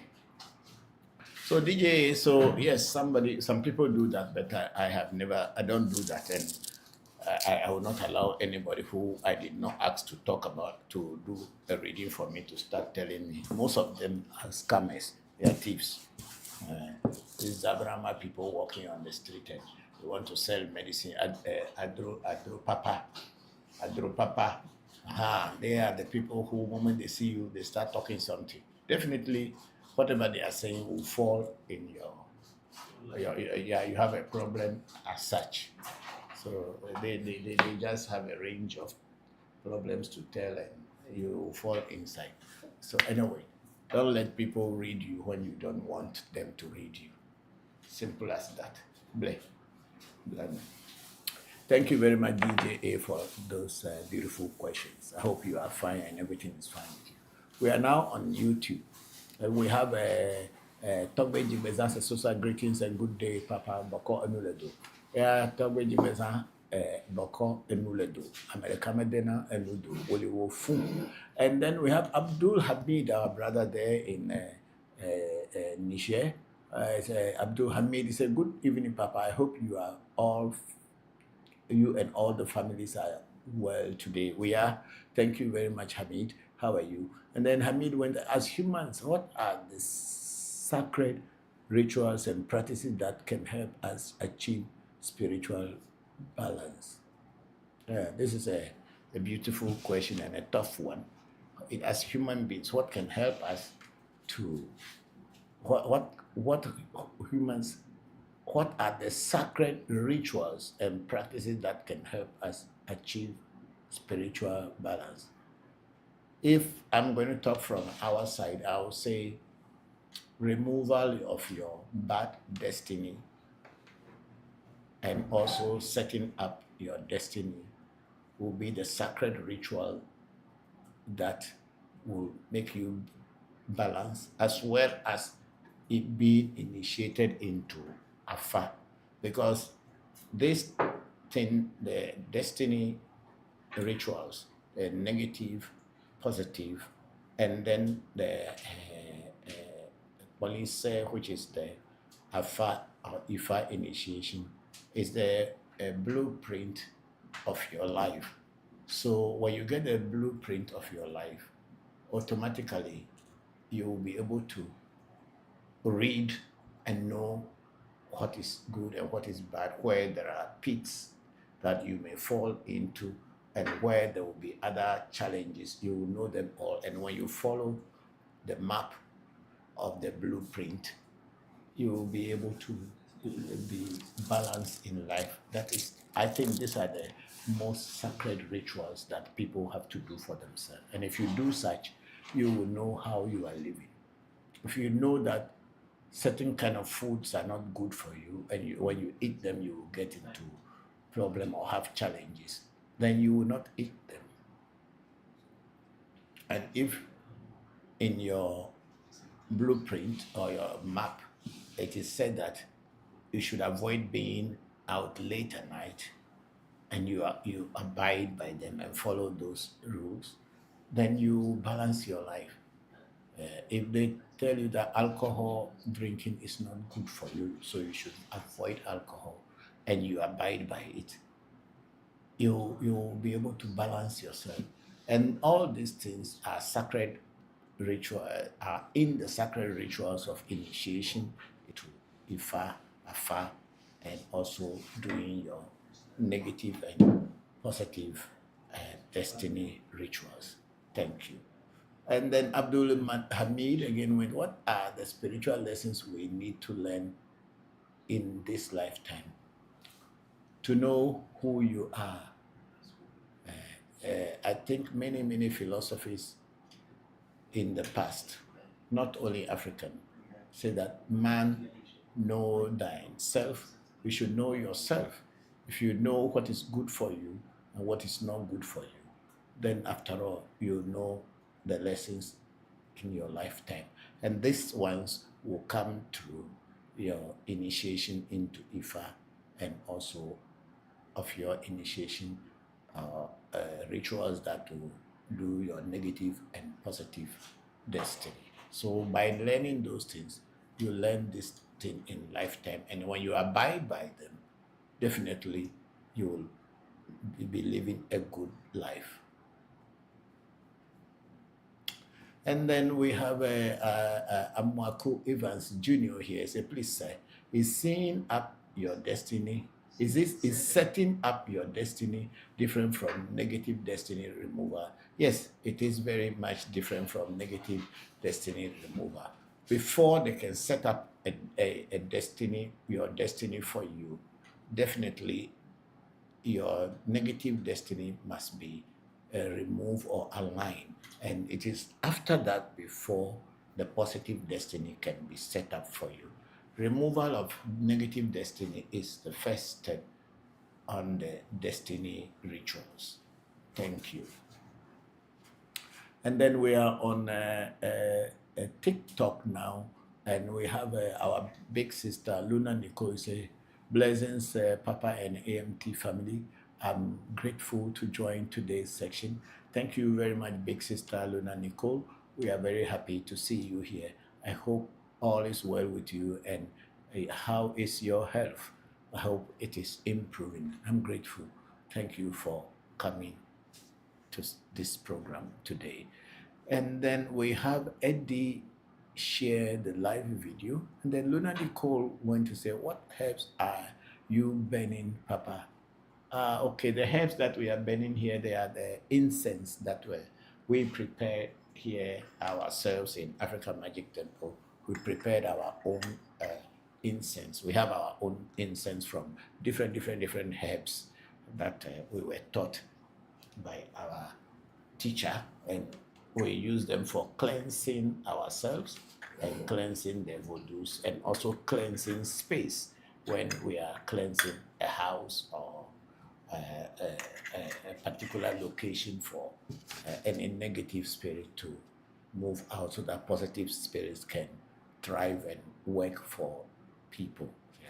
So it's an incense, and it is comprising of different herbs.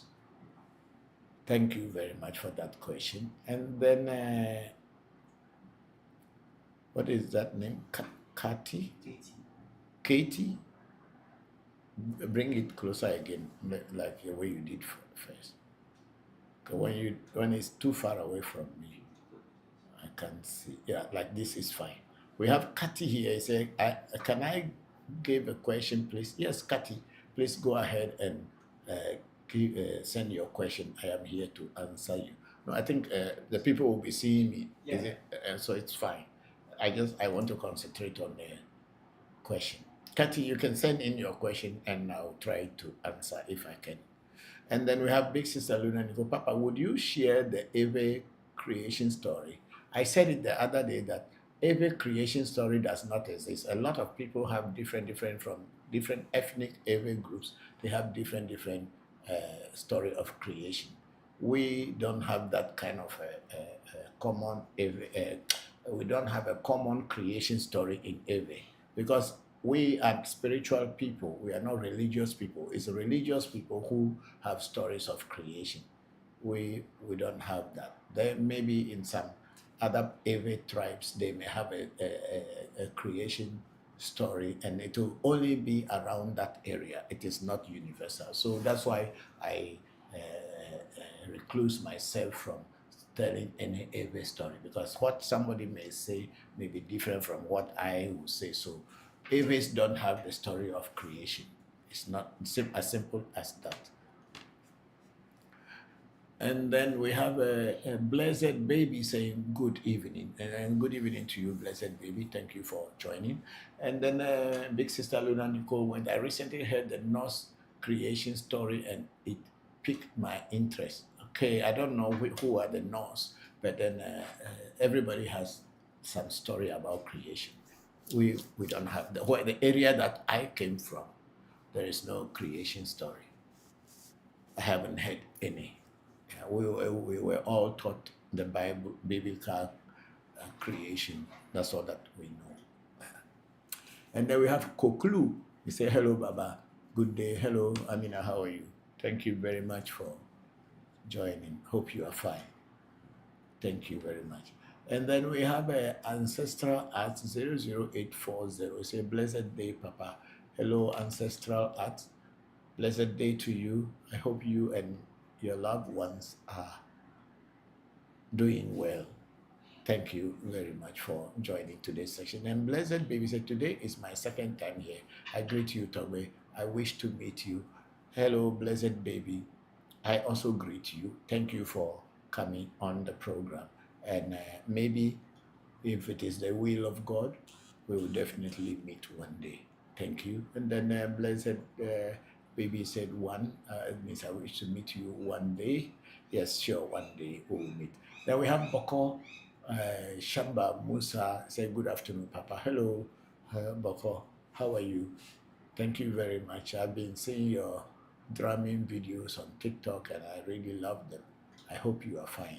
My greetings to your mom and also my condolences to the loss of your granny.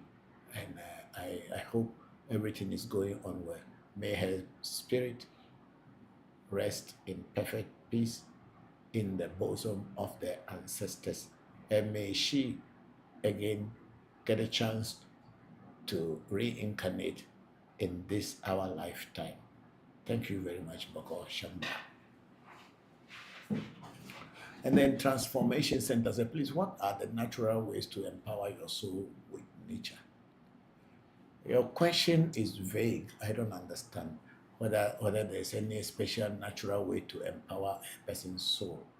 I believe, and I also know that if you want to empower your soul, then you have to look for a spiritual teacher who can teach you about yourself, teach you about nature, teach you about the herbs in nature, and also lead you into how you can connect with nature, connect with spirits of nature.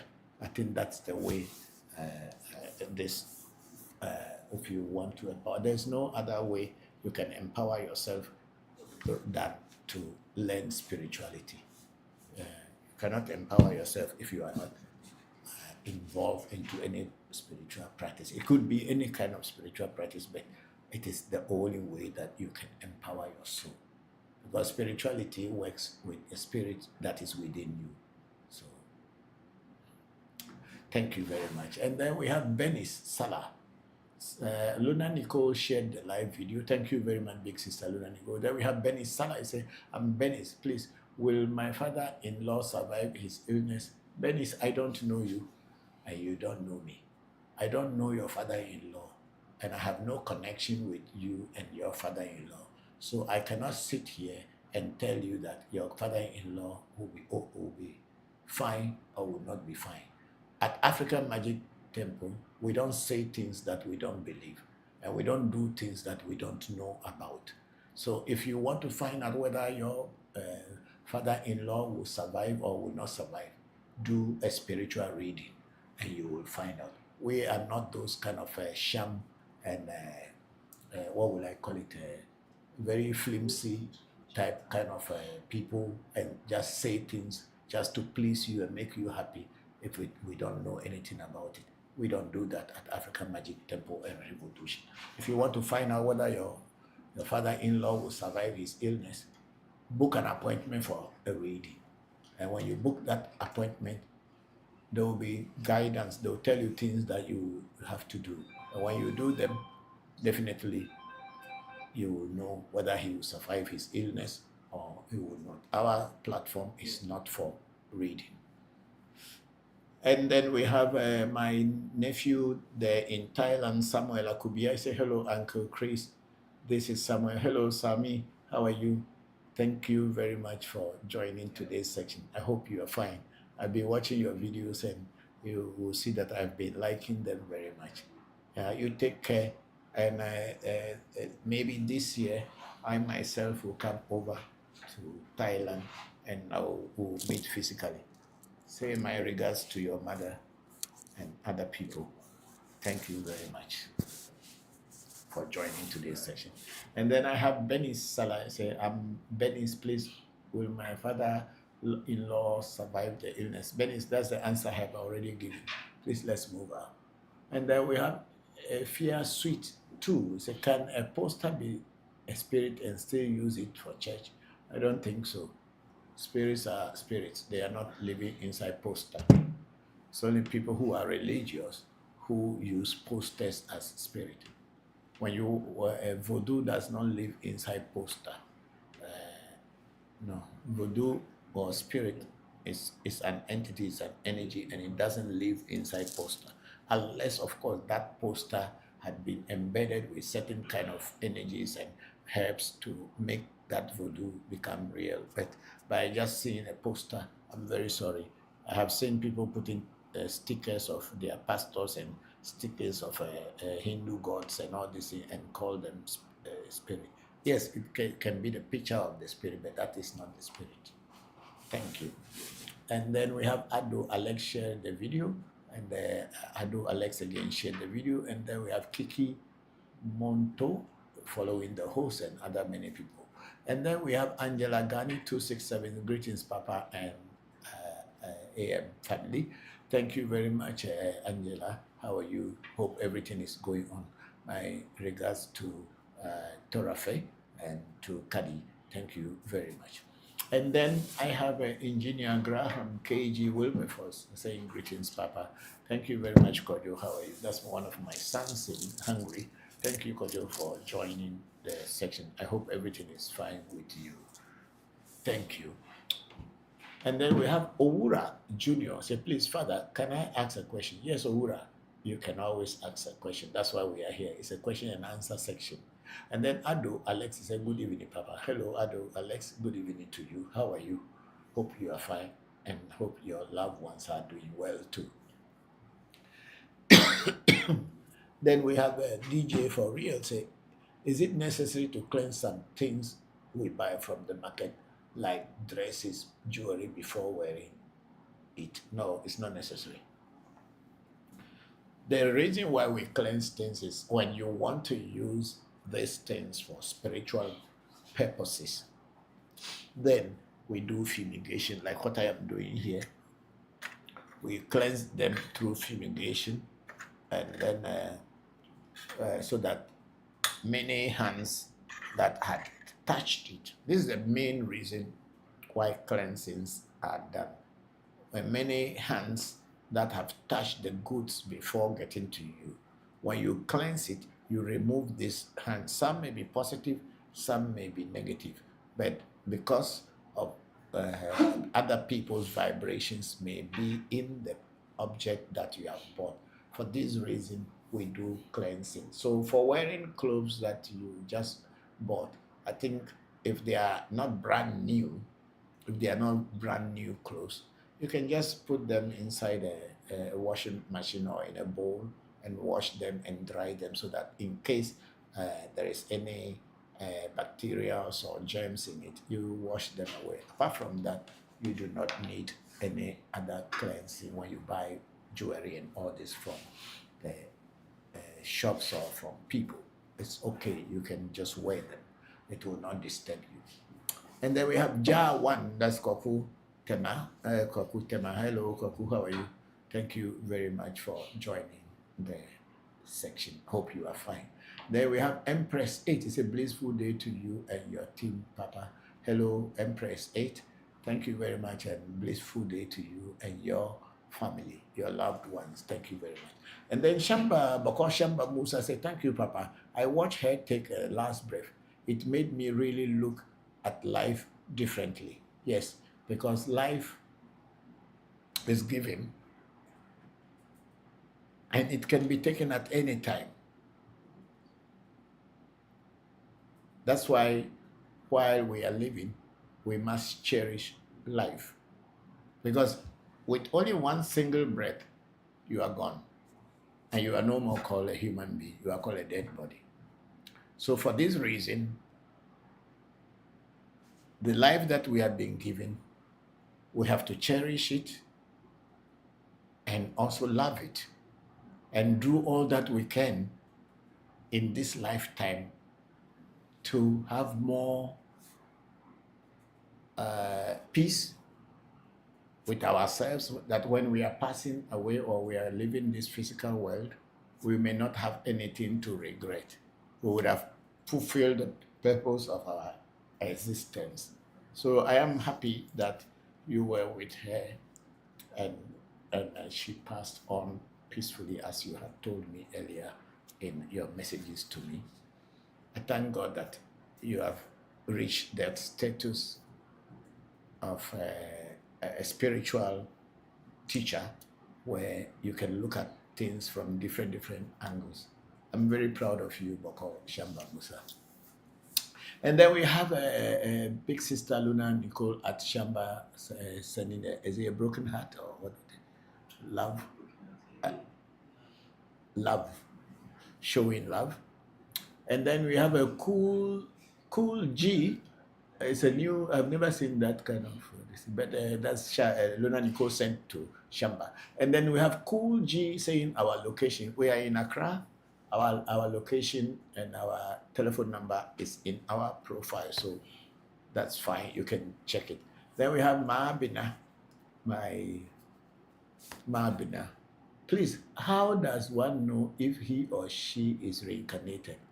It is very difficult for you to know whether you are reincarnated or not reincarnated. But in your life, as you grow and you begin to see certain things and you are doing certain things, and you can sometimes feel that you have done this before. It's only that you cannot tell when you had done that, but you can feel there are certain things you make as if, haven't I done this before? You act on this. Sometimes in your dreams, you go to a place and you feel like, oh, I have been here before. All these ones are the only, what will I call it, the flashes that will come to tell you that you probably was here at one time. But there is no concrete proof to you to say, for you to know that you had been here. But in some readings or in some initiations, your initiation will tell you when you are initiated into something like Afa, sometime it will come that you are a person who had come back to continue where you left off.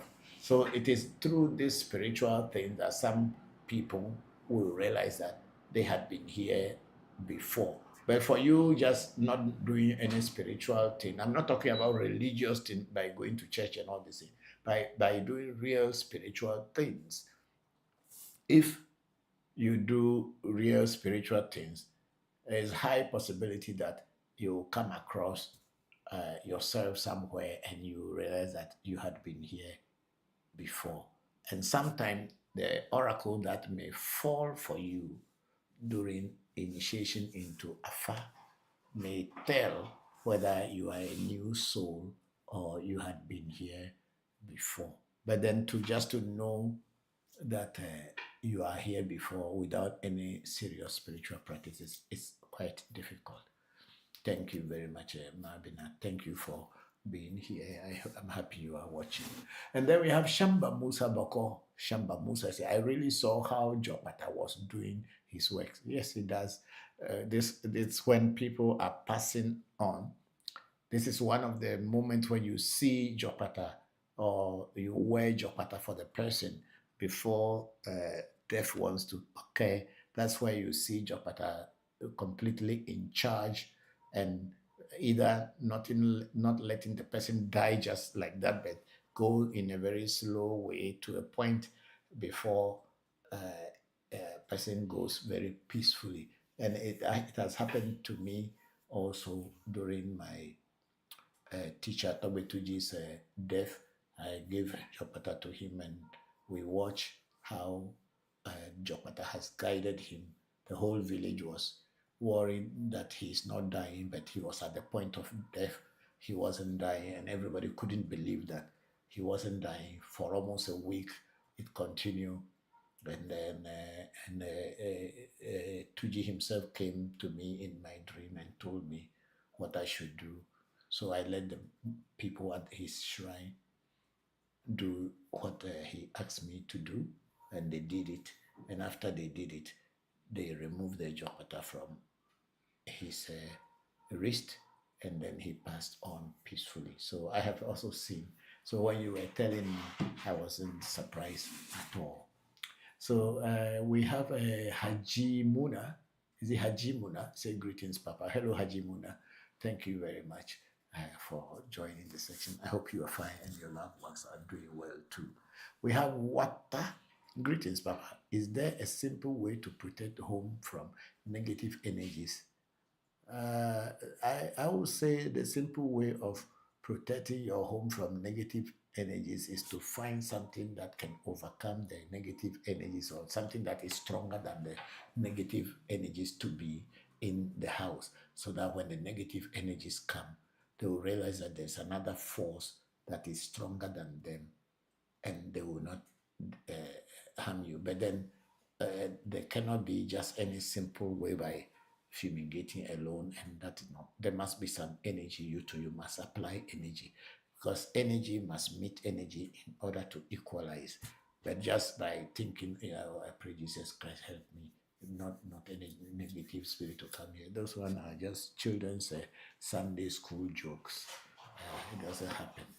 You have to have an energy to fight an energy. You don't have an energy to fight an energy, then you forget it. Yeah. Then we have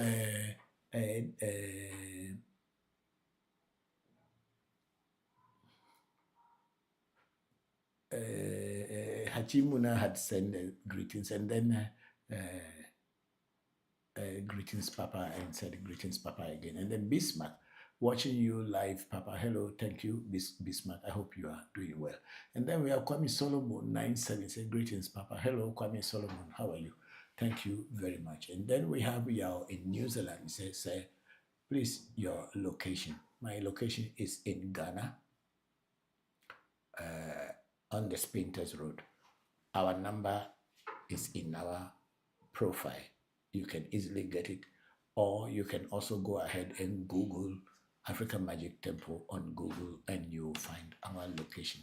But unfortunately, if you don't book an appointment with us, we will not attend to you.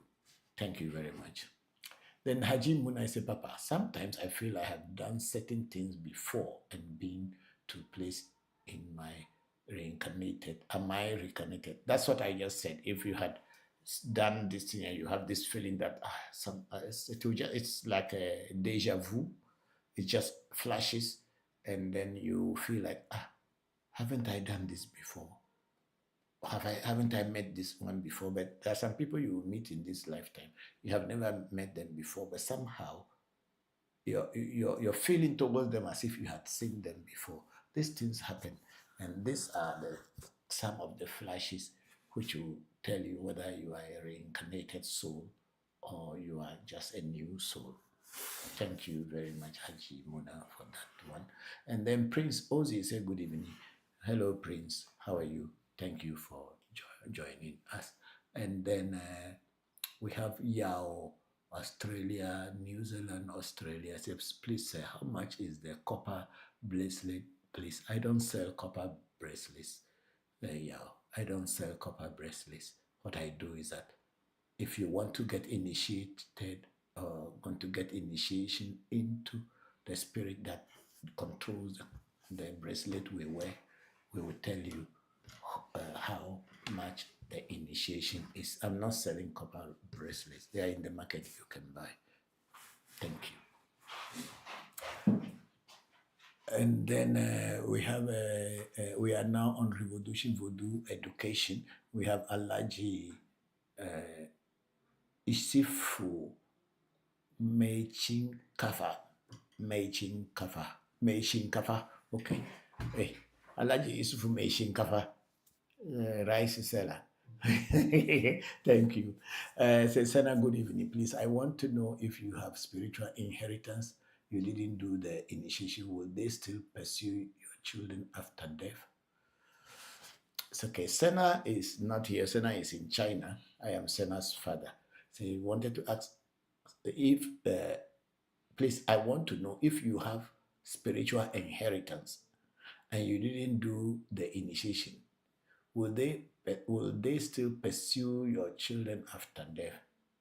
When you have a spirit in your, when you go to acquire any spirit or get initiated into a spirit, and that spirit is guiding, protecting, and guarding you and your children. And if you ask the spirit to go and protect your children or your loved ones, and you are doing rituals for the spirit so that it can protect you, then that spirit has become a family heritage, since you are using that spirit to cover as a protection for you and your family. If at the time of your death you did not tell anything about the spirit to your children and you die, and if the people who were going to bury you or who are going to bury you did not put that spirit into your coffin and give that message to the spirit to go with you, the spirit will still remain in the family. And once in a while, it will like to show its head up to let your children know that it is still around. And especially if no one has been attending to the spirit or taking care of the spirit, from time to time, it will show its head up in either readings or in situations that has to do with spirituality. And when the readings are done, they will know that there was a spirit that had been in the family. And it's not like it's going to worry your children, but it's going to let your children to know that it is still around. But if your children are not interested in it, then they have to look for a spiritualist to come and dismiss that spirit, to go back to where it came from, and then there will be peace. Yeah. It's all spirit. You can't see it. So that's why spiritualists will get involved. Thank you very much, Alaji Isifu Meshinkafa. Thank you very much. And then let's go on. Is it the last one here? This is TikTok. So, Hajimuna Papa, what birthmark cause? I have a big one on my forehead. What does it signify? I'm very sorry, I cannot tell what a birthmark may signify. It is said in certain cultures that a birthmark tells us about what had happened in your past life before you died.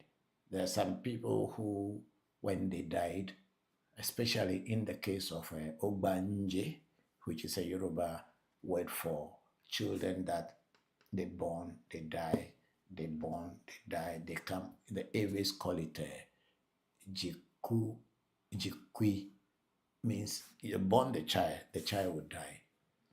The mother gets pregnant and gives birth to the child. Not long, the child dies again. Then what our people, especially the Ewe people, notice is that this is a child spirit that is coming to disturb the parents. So when they are going to bury the child, they will mark that child. They will put a mark on the child.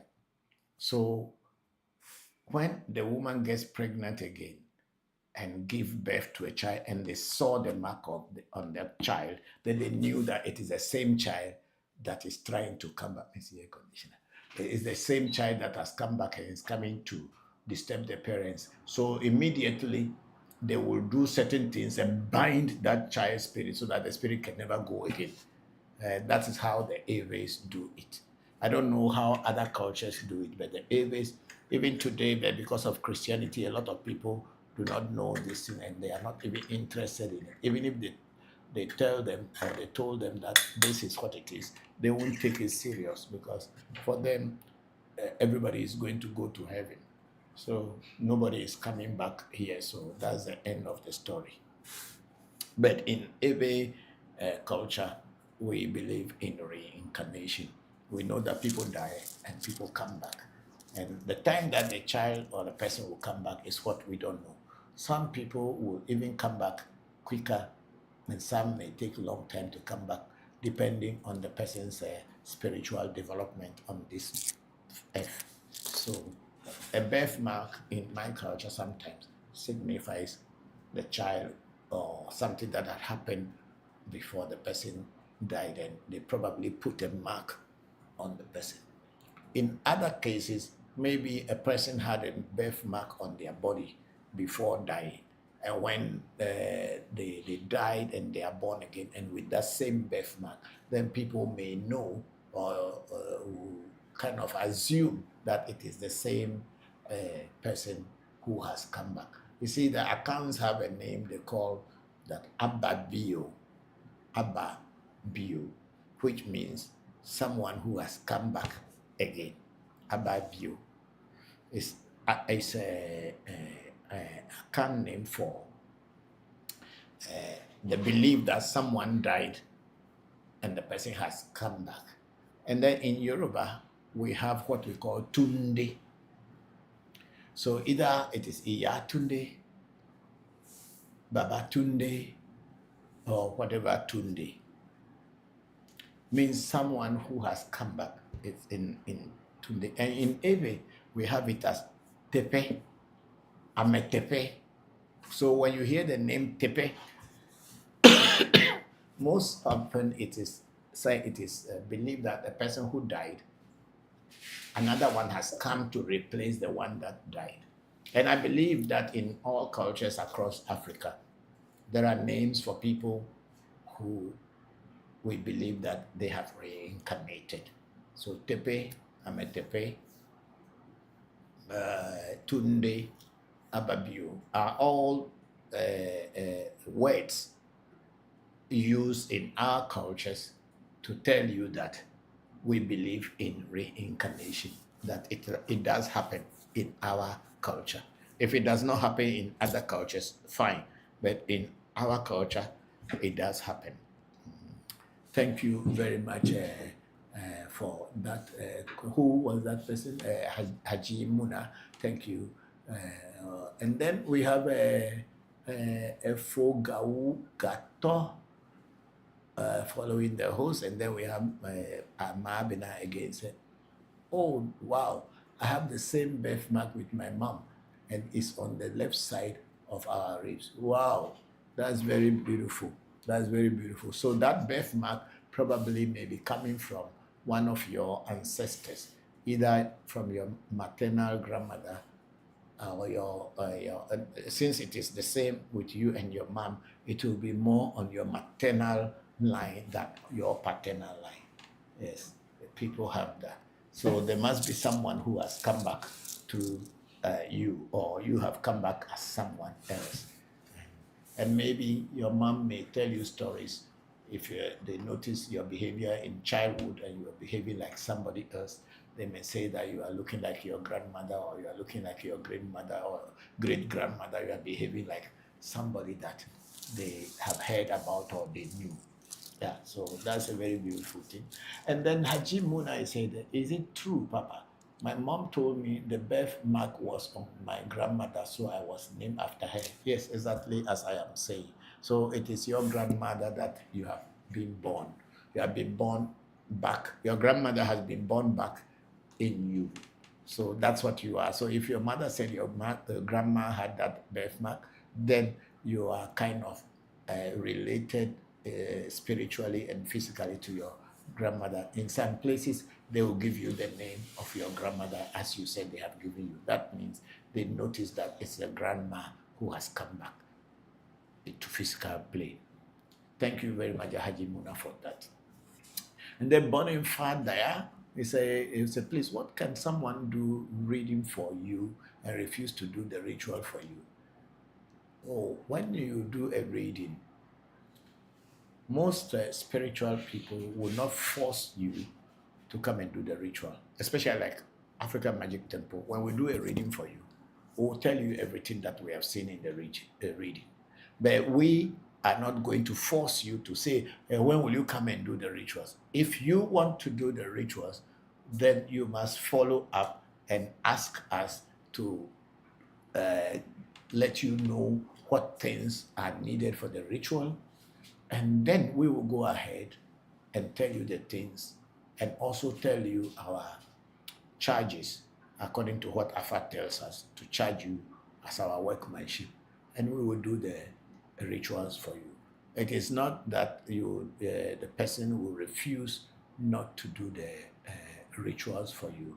That one is not very common, unless of course you yourself, you were doubting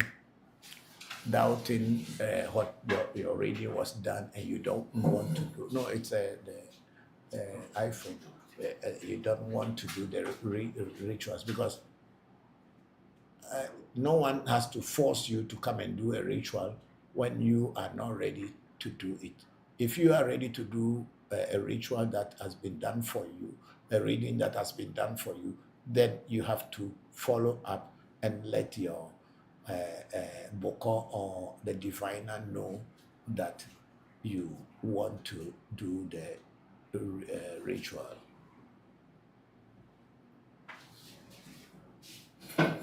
We are having a problem with TikTok. It's not going.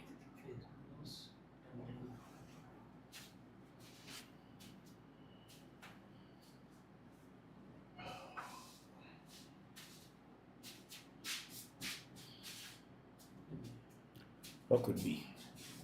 Okay, so those of us listening to us, maybe you can hear me, but you cannot see me. The TikTok is having some small challenge there. Something came on in front of the camera. You can't see me, and we are trying to push the icon or the whatever is there so that it can match, so they open, but it is not opening. Unless, of course, you know, sometimes people choose to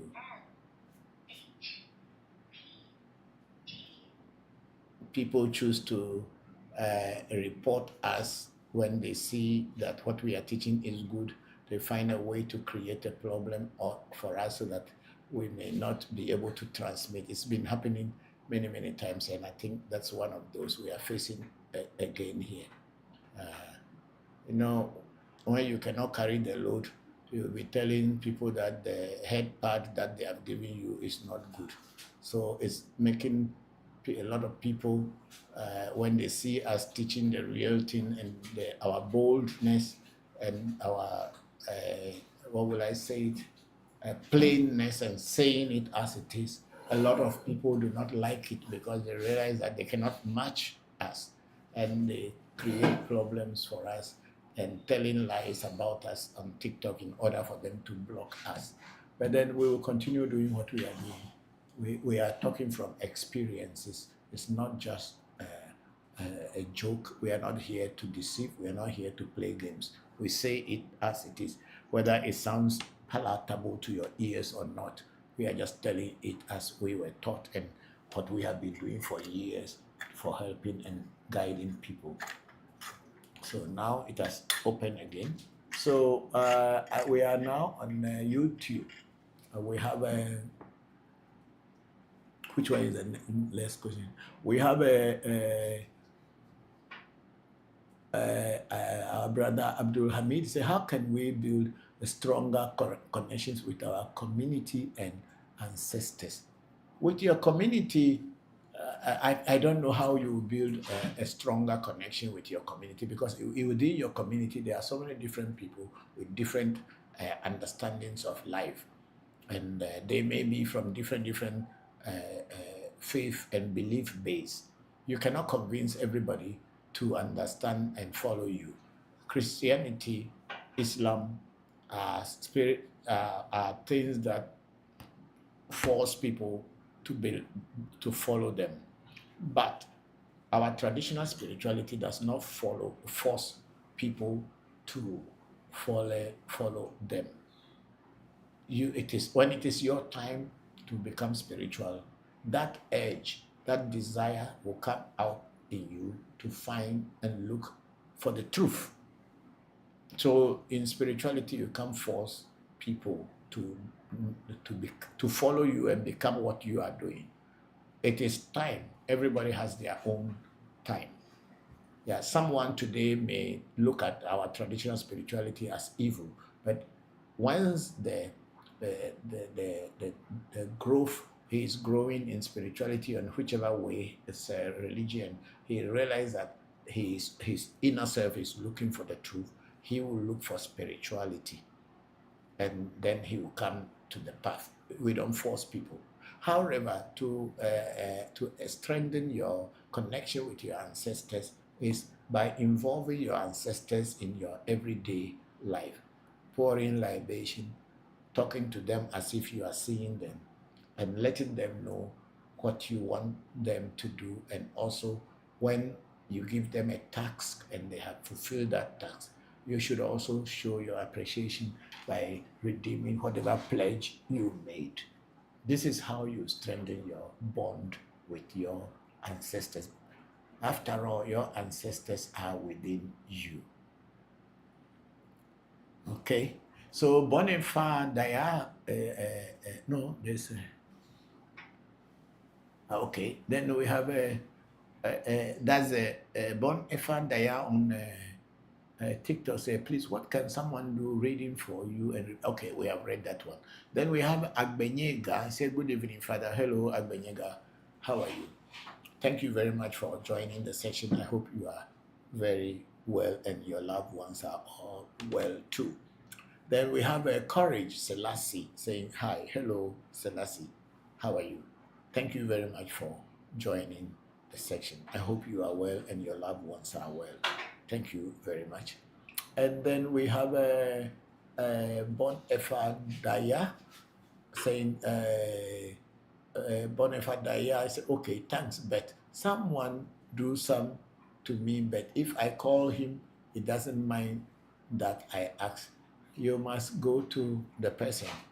If the person who has done a reading for you and is not trying to do the ritual for you, trace him wherever he is and tell them that you are ready to do the rituals. And then I don't think any spiritualist will do a reading for you and won't do the ritual, unless, of course, he is not a real spiritualist. If he's a real spiritualist, when he does a reading for you and you are ready to do the rituals, definitely he will do the rituals for you. Because if he refused to do it, the spirit world will blame him. Because we as priests, we as a voice of the unknown, we as the voice of the invisible entities, it is our duty to guide and to lead others to the light, to lead others to truth.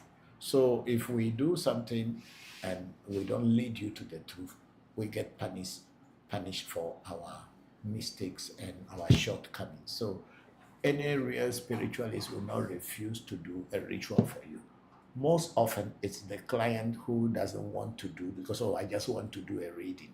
That's why sometimes when people want to do a reading, I explain to them that you should know that when you do a reading, it comes along with a ritual. Because if you do a reading and you don't follow up with the ritual, whatever is seen in that reading will affect you.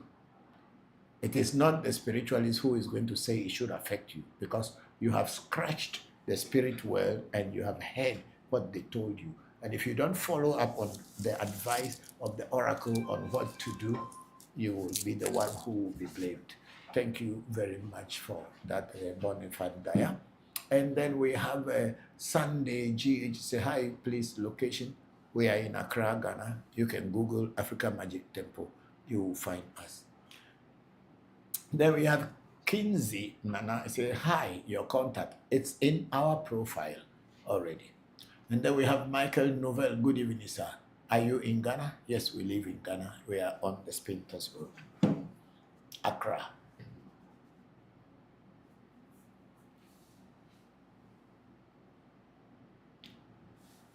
Okay, we have Sila Ameji. Sila Ameji, my daughter-in-law. They say, hello, Papa. Good evening, Papa. Please, when it comes to a say ritual, can you do the negative ritual and not do the positive rituals? Yes, a lot of people did the negative rituals without doing the positive ritual. But if you want to see the total benefit of your destiny, then it is advisable that you set up your positive destiny sometime in the future. People may do only the negative, they start to see result. But when you set up your a positive ritual, that is when things really begin to, you can have a control, or would I say control? You can have more to do with your destiny, have to give it direction and what it should do. So that's what it is, because sometimes you will do a far reading and they will tell you that go to your essay and pray, or go and feed your essay. If you don't have essay, how are you going to feed your essay? Or how are you going to go to your essay and do what Afa advised you to do? Thank you. Or you may do a reading for somebody and they say, oh, go and feed the essay of another person so that this person will have a relief. So if you don't, nobody has a say that is set up for them, how would that be possible? So it is good that the negative will be done, and after some years, if you have money, you can set up the positive if you want to enjoy your destiny in its totality. Thank you very much, Sila Ameji, for that question. And then we have Oliver Krapa. So please, is it all the time that one must do the ritual after a reading? Yes, it is all the time that when you do a reading, you must do the ritual, because readings are like looking into the unknown, looking into the psychic world, looking into God, or things that will happen in the future, things that had happened already. You are trying to find solutions. That's why you do a reading. And if the reading tells you that this is what is happening, this is what is blocking or creating the blockade in your life. So do this, do that, so that you can remove that blockade. When you decide not to do the rituals that will remove the blockade, then that problem will even increase, because you now know what is happening, why it is happening, but you refuse to do the necessary things. The worst of the worst is when you do a reading and it happens that they found Iyami or Anna or witches in your reading, and the witches are demanding something from you and you refuse to give them. They will tighten the knot so hard that sometimes you find it difficult to have a relief in your life. It is advisable not to do a reading at all, so you don't know what is happening. But if you should do a reading and they give you a direction and you don't follow, you should know that the spirit world is going to take it on you. Thank you very much, Oliver Krapa. I'm grateful. Then let's move.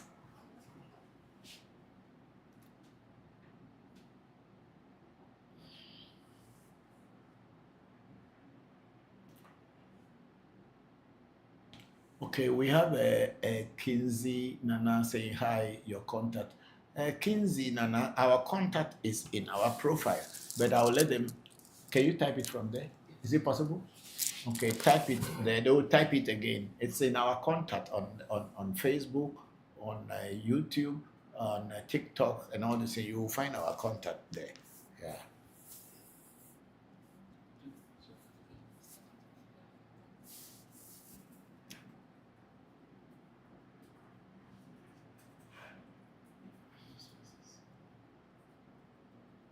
Seven, 5, 7, 8, that's it. Okay. So Kinsey Nana, the contact is there. And then we have Michael Novel. Good evening, sir. Are you in Ghana? Yes, we are in Ghana. We are in Accra on the Spinters Road. And then we have the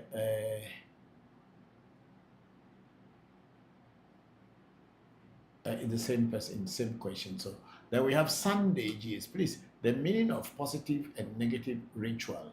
No, we are not talking about positive and negative ritual. We are talking about positive and negative destiny ritual. Destiny, as it's called in Akan, Nkrabia, Boni, Nkrabia and Nkrabia Boni. That is positive and negative Nkrabia. And then I think in Yoruba is called Karada. We have a positive one, we have a negative one, and the Eves have it as Ese, Von, or Bechi, and Ese or Jobese. So it is not a positive and negative ritual. We are talking about destiny. Thank you very much, Sunday GH. And then Lord Kenzie GH said, please, good evening. Good evening to you, Lord Kenzie GH. And how are you? Hope everything is well with you. Thank you very much. Then Lord Kenzie GH said, please, I do online job and I need a protection. When you say you do online job, I hope it is not fraud. If it is fraud, I don't help people who try to defraud others. Because if you defraud me, I'll kill you. Yeah. If you defraud me and I know, I'll kill you. That's the truth. So I cannot help people who defraud others. Because if someone defrauded you, you will feel bad. So why do it to other people? For me, if you defraud me and I'm able to get you, I'll pass through everywhere, everything that I know. Whether you are faceless or you have face, I will make sure I deal with you.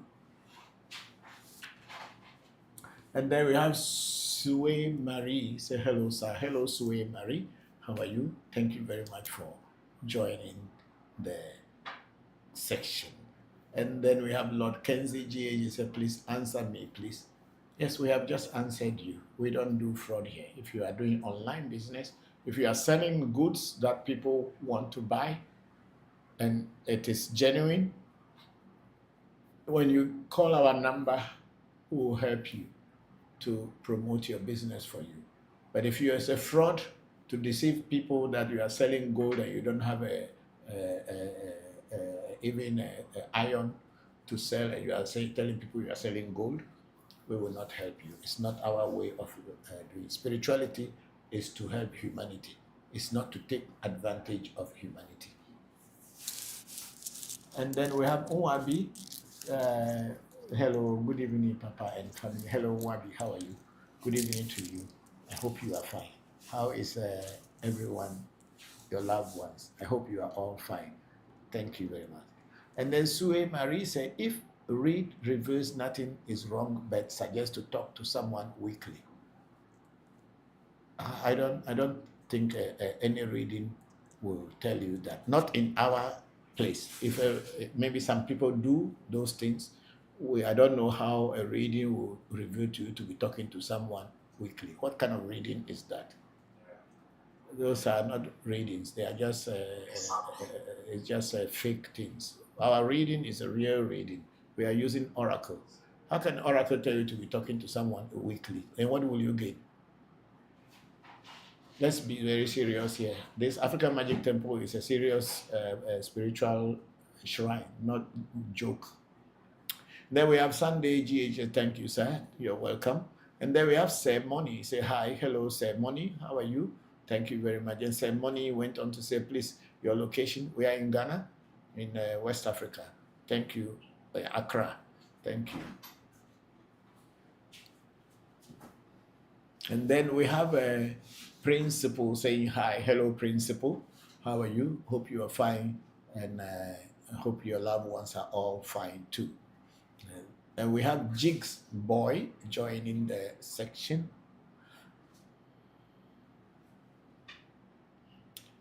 And then we have Peace. Where in Ghana, please? Peace. We are in Accra on the Spinters Road. You can Google our this in African Magic Temple and you can see our location, but you need to book an appointment. We don't attend to people who just walk in. Okay, thank you very much. Peace. And then Big Sister Luna Nichols, how many languages do you speak, Papa? I speak so many languages. I speak so many languages. I don't even know. I speak so many languages. At least I speak English, I speak my mother tongue. I speak a bit of Yoruba. I speak a little bit of Japanese, a little bit of French, maybe Twi. I am learning. My lady friend is teaching me Twi. I am learning little by little, and I hope I will be able to speak it fluently one day. But I know words in Twi, in Akan languages, and in Fanti. Also, I know words, but I cannot make a full sentence on my own. But when they speak, I can understand and I can reply in English. That's what I'm learning. So I speak some few languages. I speak Thai language, and I speak Sanskrit, a little bit of Bengali in India. That's it. I think that's it. Yeah.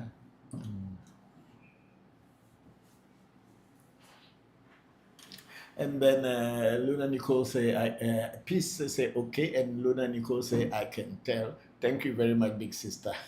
Thank you. And then we have a principal say, Papa, do you have anything for me? No, I don't have anything for. When I do my program here, I don't have anything for anybody. Say, as I said, African Magic Temple is a very serious shrine. I don't know you. You have never seen me before. How can I have something for you? How? I have not seen you. You have not seen me. You don't know me. We have never met before. We have never had contact before until today. How can I have something for you? We are very serious shrine, not a joke.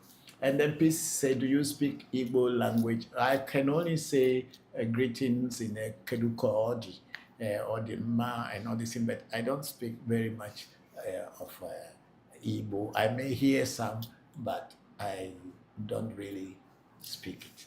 Yeah. Yes, then Nanak is smiling. Nanak said, we have nothing for you. Yes, of course, I have nothing for him. I don't know you. What do I have for you? And Principal himself is laughing. Then the Principal said, yeah, I know. Thank you. Thank you very much. And then I think we are having a very interesting section today. That's very beautiful. Thank you all very much for your questions. And then we have a two bigger Isaiah. I say, Baba, please, do you do online reading? Yes, we do online reading also at Tubiga.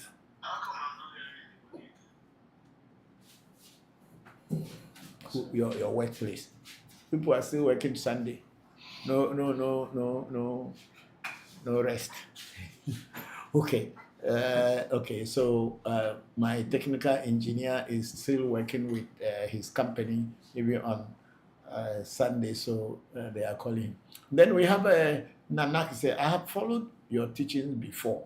I will try and book an appointment with you.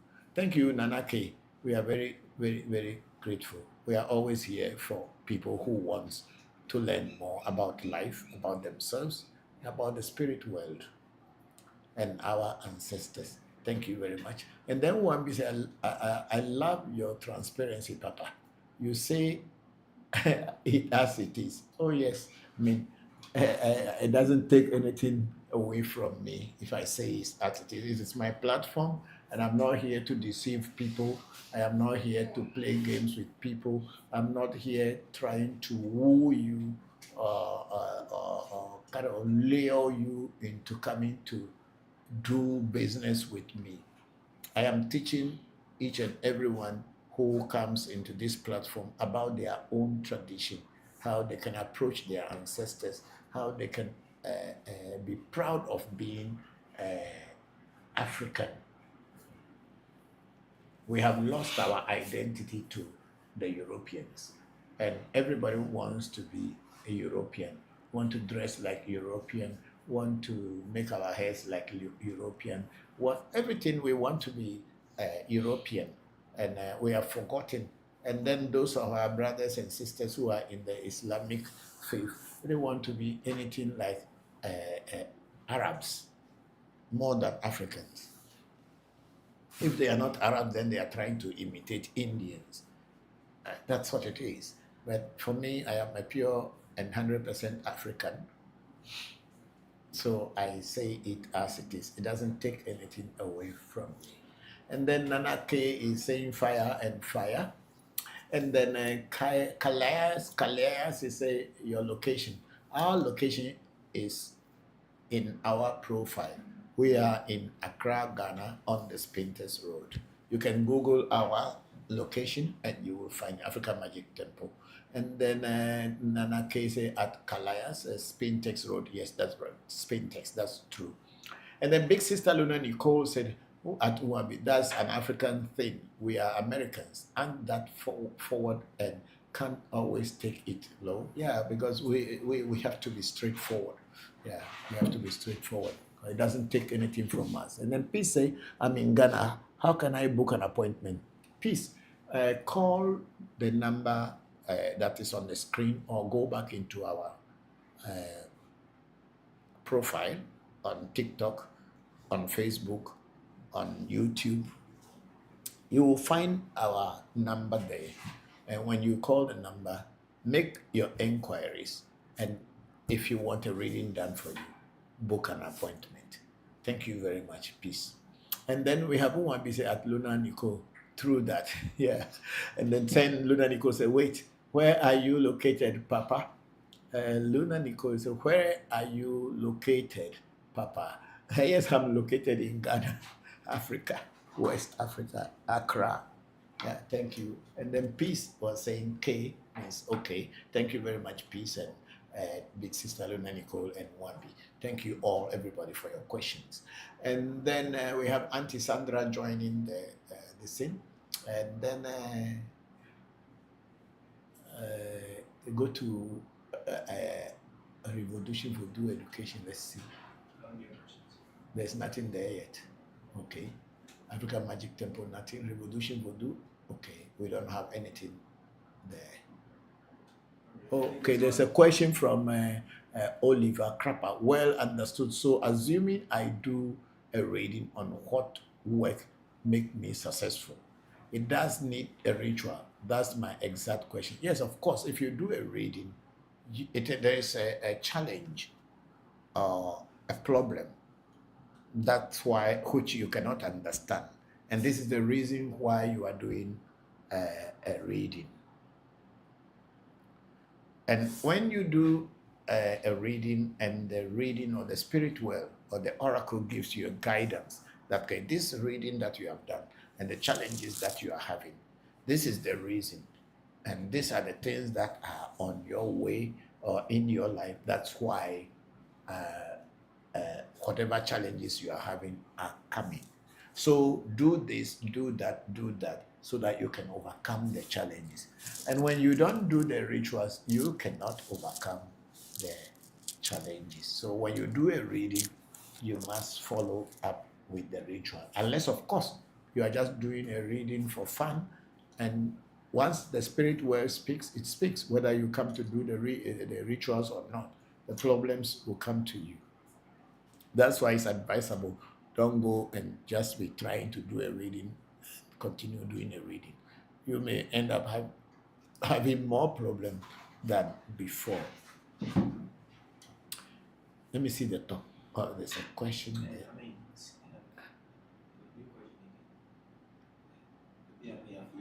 Okay, so we have a Sila Ameji, my in-law there. He said, please, can someone pray to your essay on your behalf? Or it must be done by yourself? No, people can pray to another person's essay on behalf of another person. For instance, if somebody is sick and a reading is done to find out why the person is sick, and the oracle picked their essay as the reason why they are sick. Maybe there's something wrong with their essay. But unfortunately, the person doesn't have essay. The person has not even done his negative essay. The oracle will direct that someone's essay should be prayed to on behalf of the sick person. And the oracle will also advise that once the person gets strong, they should do their negative essay removal and probably set up their essay for them when they are ready. This is usually the case. So another person's essay can be prayed to on behalf of a different person.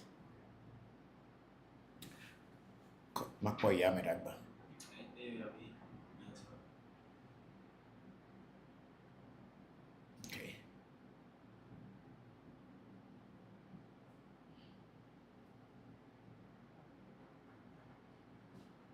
Okay, let's go. And then, please, is it all the time that one must do the ritual after I read it? Yes, I've answered that one. Then, Sila, that's what I've just said. And then we have Oliver Crapper well understood. So assuming you do a reading on what make me successful, it does need a ritual. Yes, that's exactly what happened. That's why when you do a reading, you must always know that it comes with a ritual, because the ritual is what corrects what the oracle says as against you. Yeah, then we have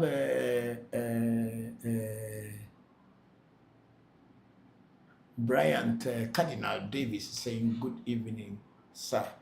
Good evening, Brian. How are you? Thank you very much for joining the section. I hope you are fine and your loved ones are fine. Then we have Atubiga Isaiah again. Can you do a ritual for someone after the person had done the reading with you and need to do rituals? Yes, of course. At our shrine, when we do a reading for you and you are ready to do the rituals, we will do the rituals for you. Thank you very much. And then Big Sister Luna Nicole says, "Papa, can negative and positive destiny reading and essay be done without initiation?" Yes, they can be done without initiation, because positive, negative essay or destiny removal is not an initiation. And setting up of positive destiny can be termed as initiation, because you are now going to have your essay with you, and then you will be working with your essay. Your teacher will teach you how to work with your essay every day, or the time that you choose to be working with your essay. So the negative essay or negative destiny removal is not an initiation as such, but the positive destiny ritual is a kind of initiation. So you can do positive and negative destiny ritual without getting IFA or AMT or any other initiation. And you can set up your essay without getting initiation into IFA or any other thing. Yeah, that's it. And then Atubiga Isaiah said, "Thanks, Baba. You're welcome, my brother." And then we have Brian Cardinal Davis say, "Papa, oh no, please, sir, what are the things that someone can do to have money?" There are so many things that people can do to have money, but you must understand that having money is not like you are sitting down and money starts falling into your house or into your room, or falling inside a coffin, or falling inside a box for you when you don't have any work doing. This is what people have taken to scam a lot of people by saying that you can get money or you can get rich without working. It is not in the laws of nature that without working you can become rich. The only time you can become rich without working is probably you are walking on the way or walking on a path and you come across money. And that money surely might have belonged to somebody, and maybe the person lost it. And you find that money. And if you look for the owner and you cannot find anyone who claims that they lost their money, then after some time that money becomes your money because nobody came for it, but definitely somebody dropped it. Or you may be digging a hole or working in a farm and you come across a buried treasure, which somebody might have buried some time and maybe the person is no more alive or the person has forgotten the place, and then now the land, you are tilling or working on the land and you come across treasure like gold and other things or jewelry. Then you can say you get money without working. But even then, the tilling that you are doing, the working that you are working on the farm is a work, and that came for you. Or somebody sold something to you, and then when you look into what you were sold or was sold to you, you bought with money, you found treasure. These ways you can get money. But without this way, and you just think that you sit down in your house without working and some spirit from somewhere will go and bring money and put in your house, it's a lie. Spirits don't have printing press. They don't have a mint in their land whereby they'll be printing money and be sending to you. But even if spirits have printing press and they have a mint and they are printing money in their destiny, the money will be in the spirit world, and you need to work for it physically for it to materialize. And how do you work for it physically? You set up a business, or you are working for someone, and because of your work, your salary has been increased, or opportunity come for you to sell and buy, and you make money. So the spirit world will help you to get the opportunity so that you can work and make money. But to sit down and wait for money to come for you without working, it does not exist in nature, unless you are a thief. And even if you are a thief, you have to go and steal it from somebody. It is not yours. You stole it. Yeah, that's how people get money. Bring it down a little bit. So Brian Cardinal Davis, that's how people get money. But someone telling you that just bring a bag and they hold tasbih and they are counting it, and then before you know, money fills the bag. It's a lie. It's a scam. If you don't know, you end up losing your own life, because you will sell everything that you know. You even will try to sell your children so that you can get that money, but you will never get it. And you may probably, either they kill you when they see that you are persistent and trying to get the money you put in. They will either set a trap for you, for the police and authorities to arrest you, or they themselves will just kill you off. So when you are looking for money, have some profession, have some work, and through that the spirit world will bless you, and through the work you are doing, opportunities will come and you can make money. But to sit down and think money will fall from the sky or some snake will be vomiting money for you, it's a lie. It never happened anywhere. As far as I have been in spirituality for the past 40 plus to 50 years, I haven't come across it yet. Then Big Sister Luna Nico Papa, when someone is initiated, what does their day with you look like? When people are initiated, initiations are just a short time. Sometimes it's 7 days, sometimes it may be 16 days, or it may be 3 days, it may be 4 days. Because of today, time is so important for everybody, and to keep someone in initiation for a very long time is a waste of money for that person. So what we do is that if we are giving you a 3 days initiation, then within those 3 days, we'll be going through all the process of the initiation and also explaining things to you. As in a far initiation, it's about 3 days, 4 days, where you go through the practice of capturing your own destiny in Afa. And the process starts with teaching you what to do before getting into the real thing. You'll be taken into the initiation place, and then you the process will start until you are able to capture your own destiny. And then that destiny you capture will definitely be what has been happening in your life already. It is not like a mistake at all. You would have experienced most of the things that the destiny is going to tell you.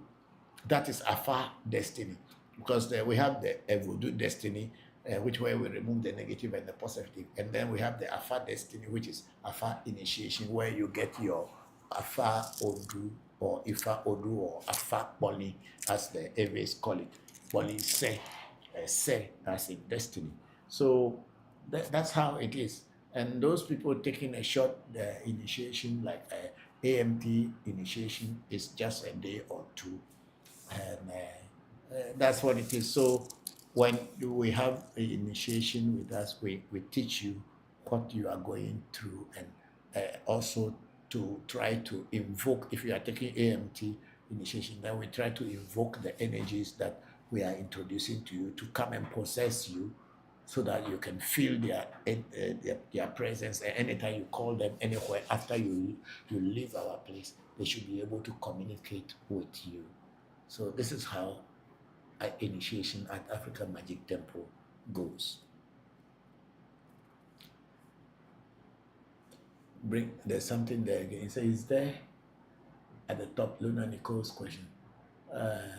Is there a set schedule such as 8 hours of learning? What a typical day? No, we don't have anything like 8 hours, 7 hours, or this thing. No, that's not the way I teach.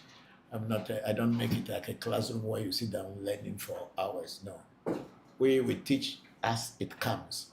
We don't sit down taking notes, because spirituality is not a thing that you have to sit down learning it. If it is very practical, you start to feel it. It's a feeling.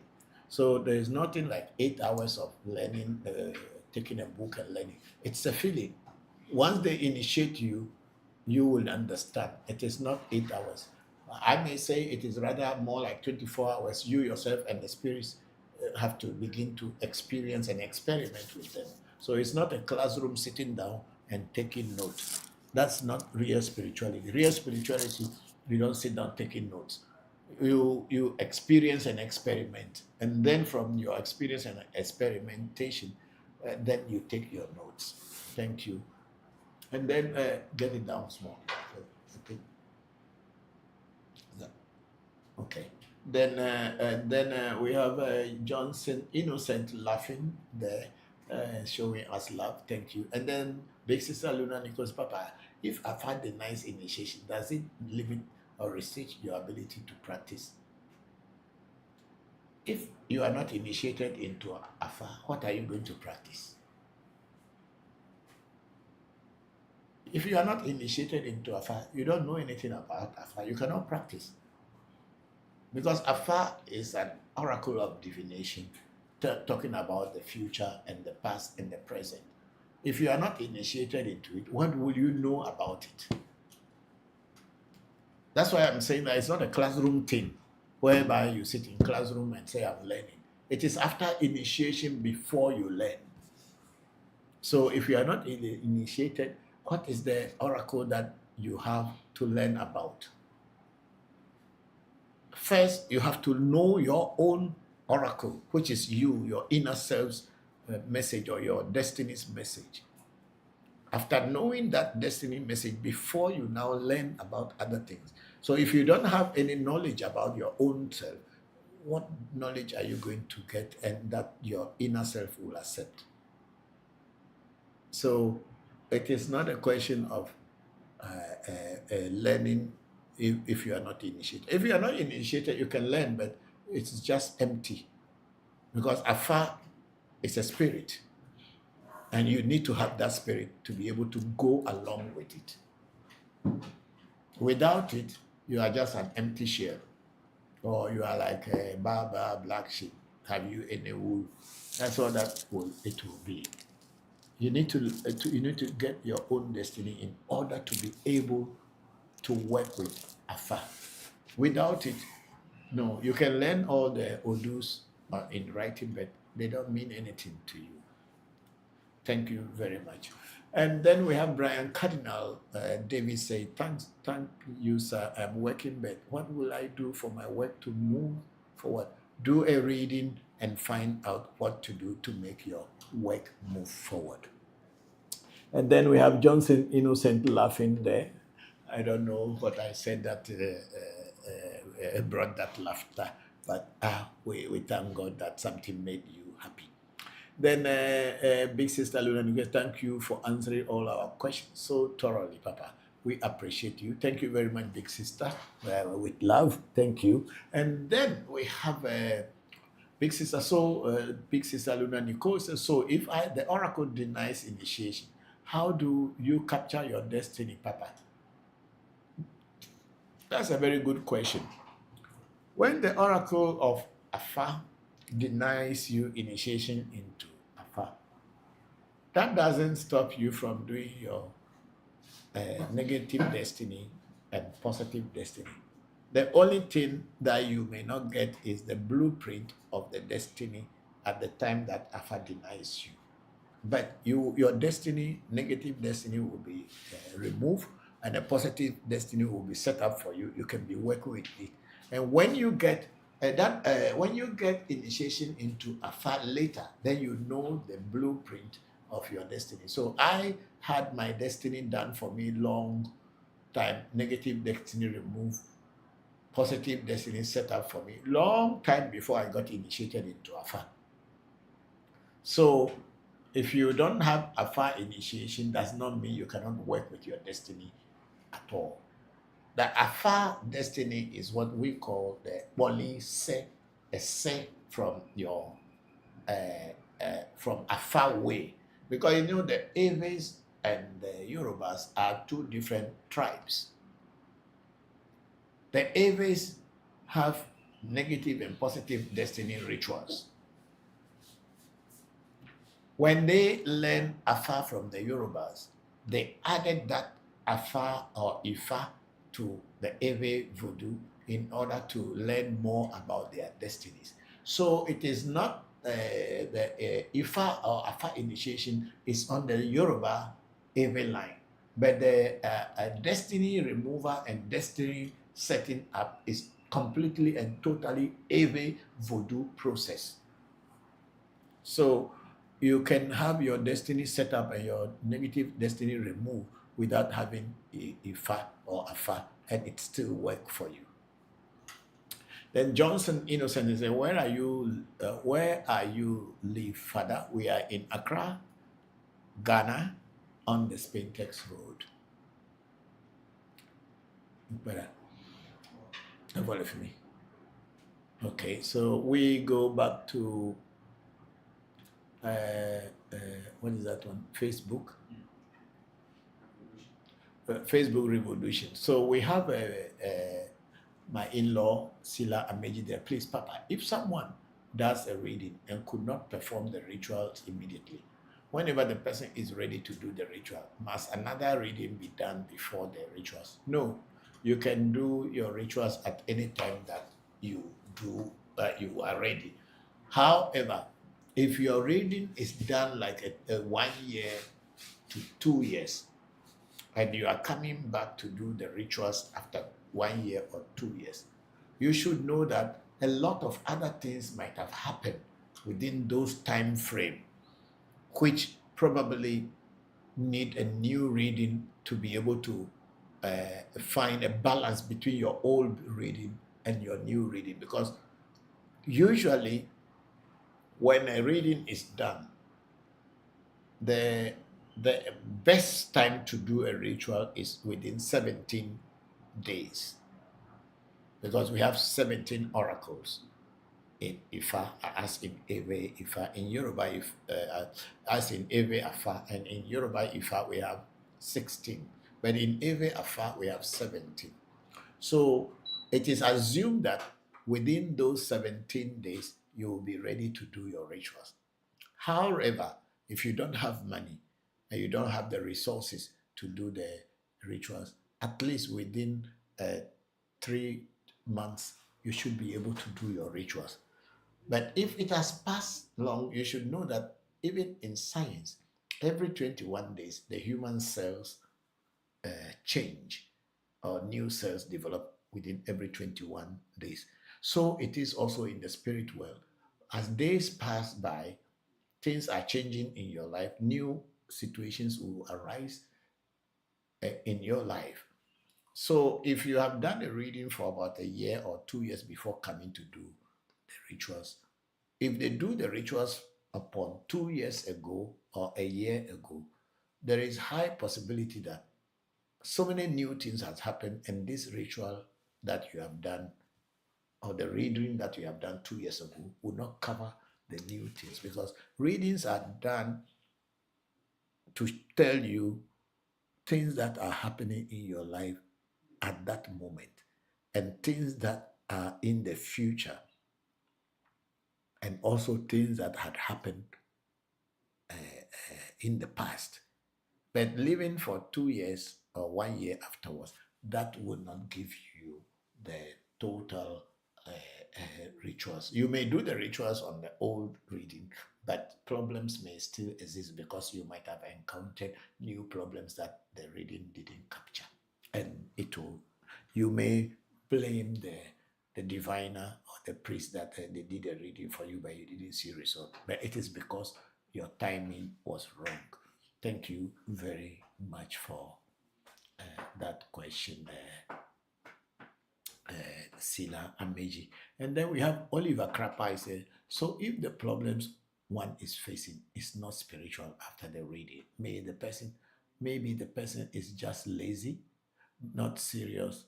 I keep coming back because assuming I'm not doing a reading because of a problem, but just to know my way out of life, as to what profession suit me, who to marry, and all that. If I should put it maybe just to know my true destiny and purpose. That is what I'm asking, if this still needs a ritual. Of course, everything needs a ritual, because when you are asking who to marry, because if you had already know who to marry, you won't come for a reading. That's the first thing. If you know the kind of job you will have to do in life to be successful, you will not need a reading to know. So assuming that you are looking for a job, or you are looking for a partner, or you are looking for an opportunity to come your way, the oracle is going to tell you the reason why those opportunities are not coming, and the oracle is going to tell you what you should do to get a partner that suits you, and also what to do to get the kind of job you want to do that is in your destiny. But for you to be able to get these things, something must prompt the spirit world in order to help you to be able to select or to bring that person to you, or bring that opportunity to you, so that you can have that opportunity. Without rituals, nothing happens. Because the rituals are the tools that are used in prompting the spirit world to draw to you, like the law of opulence, to draw to you what you want, to draw to you good things. That's what rituals are for, to solve the problem you are facing. So if you just do a reading and know that, okay, say your opportunity is to be an IT manager or to be an IT specialist. What about if the opportunity didn't come for you to become an IT specialist? You can go to IT school and all this, but if it has not materialized, what will you do? You will say the reading didn't tell you the truth. But the reading told you the truth. What you are supposed to do to make what the reading is telling you is the ritual that will draw that thing to you and make it possible. Thank you very much, Oliver Krapa, for that question. And then we have Doreen Noli. It's a very good. Thank you for your honesty. Thank you very much, Doreen. I think we are, where are we now? Okay, we have Deus Caritas S. It's a hello, Toby. Does where we live have any spiritual significance? For example, I was born in Florida and now I live in Washington, D.C. by myself.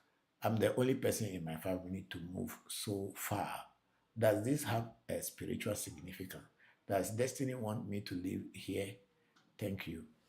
You see, we are all having different destinies. No two people have the same destiny.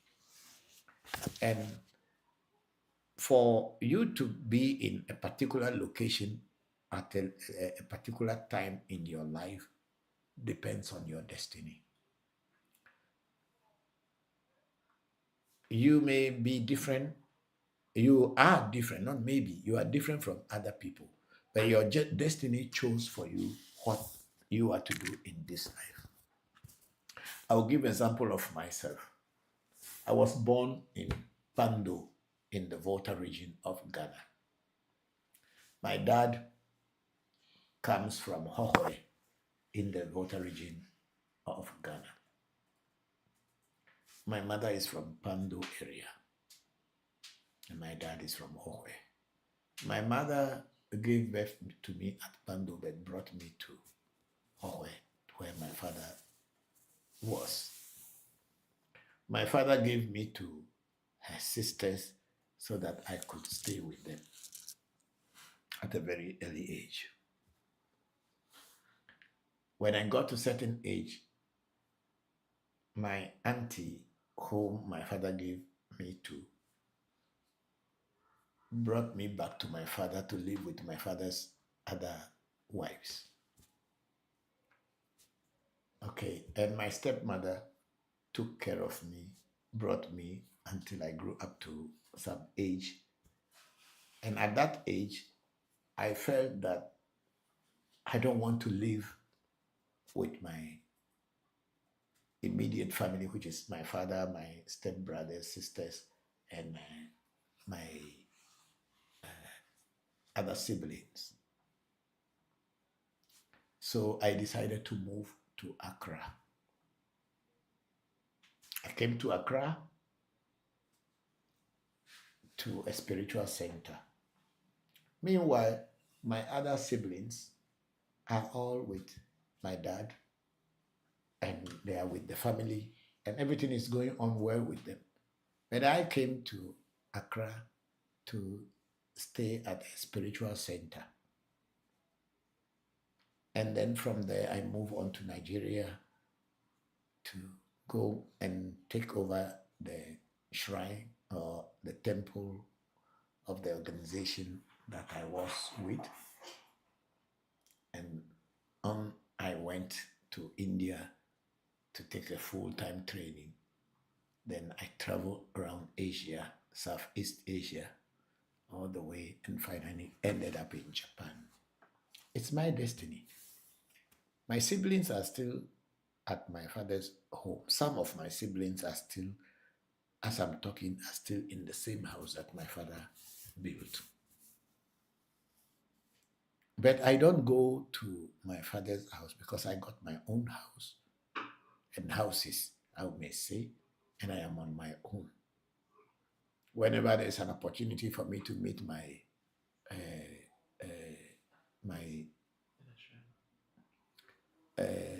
when I have an opportunity to meet my siblings, we meet.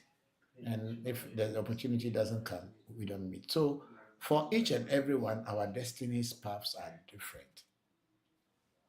It doesn't make me better than my siblings, but it gives me my own independence. I could also have stayed back in the village and I probably would still be there and you people would not even see me or hear about me. So our destinies have chosen a path for us and for each person, their destiny. So maybe your destiny has chosen whatever it has chosen for you, and wherever you will be in this life to progress or to retrogress is up to your destiny and how you work your destiny. Some people, because of their destinies, they are at the wrong place at the wrong time and they end up being in jail. and they may end up in jail forever. So your location and everything, everywhere that or everything you do in life is directed by your destiny. Thank you very much. And then we have Antonio Adams say, hello, Papa. Hello, Antonio Adams. How are you? Thank you very much for for joining the process. It's good you two are listening. And then we have Ubeni Darius Shepsu Maat. Hey, Maat. Shepsu Maat. Good evening, Baba. Could you explain what you mean by positive and negative destiny? Okay, positive and negative destinies are is part of human being. We as human beings, we are all born with positive and negative destinies. Destiny is your inner self. Part of it is negative and another part of it is positive. It is just like day and night, darkness and light. That's how I can explain it. If the darkness in your life is more than the light in your life, you have challenges or your things will go more in the negative way. But if there's more light than darkness in your destiny, your things will go, your life will go on a positive way. This is all that negative destiny and positive destiny is all about. There are some people who, whatever they do, they find it very difficult to succeed. Not that they are not trying, they are doing their best and doing everything, yet still, it is so hard for them to become successful. They only meet failures in their lives. When you come to an Ewe priest, a voodoo priest, a real Ewe voodoo priest, the first thing he will do for you is to find out whether your negative destiny is too strong compared to your positive destiny. And if they find out that your negative destiny is the one worrying you and disturbing you, they will do a ritual to align it with the positive one so that the positive can balance the negative. That's what we call negative destiny removal. When that is done, what happens is that slowly, physically and practically, you will begin to see that things you are doing are beginning to change and more positive than negative. And then after some time, when a positive destiny is set up for you, it's also a different ritual altogether. And when it is set up for you, you will begin to see that things you do, you will gain more positivity in your actions and things that you do. Not that bad things will not happen, but the negative things will be less than the positive things. That's all that negative destiny and positive destiny is all about in Ewe Vodu.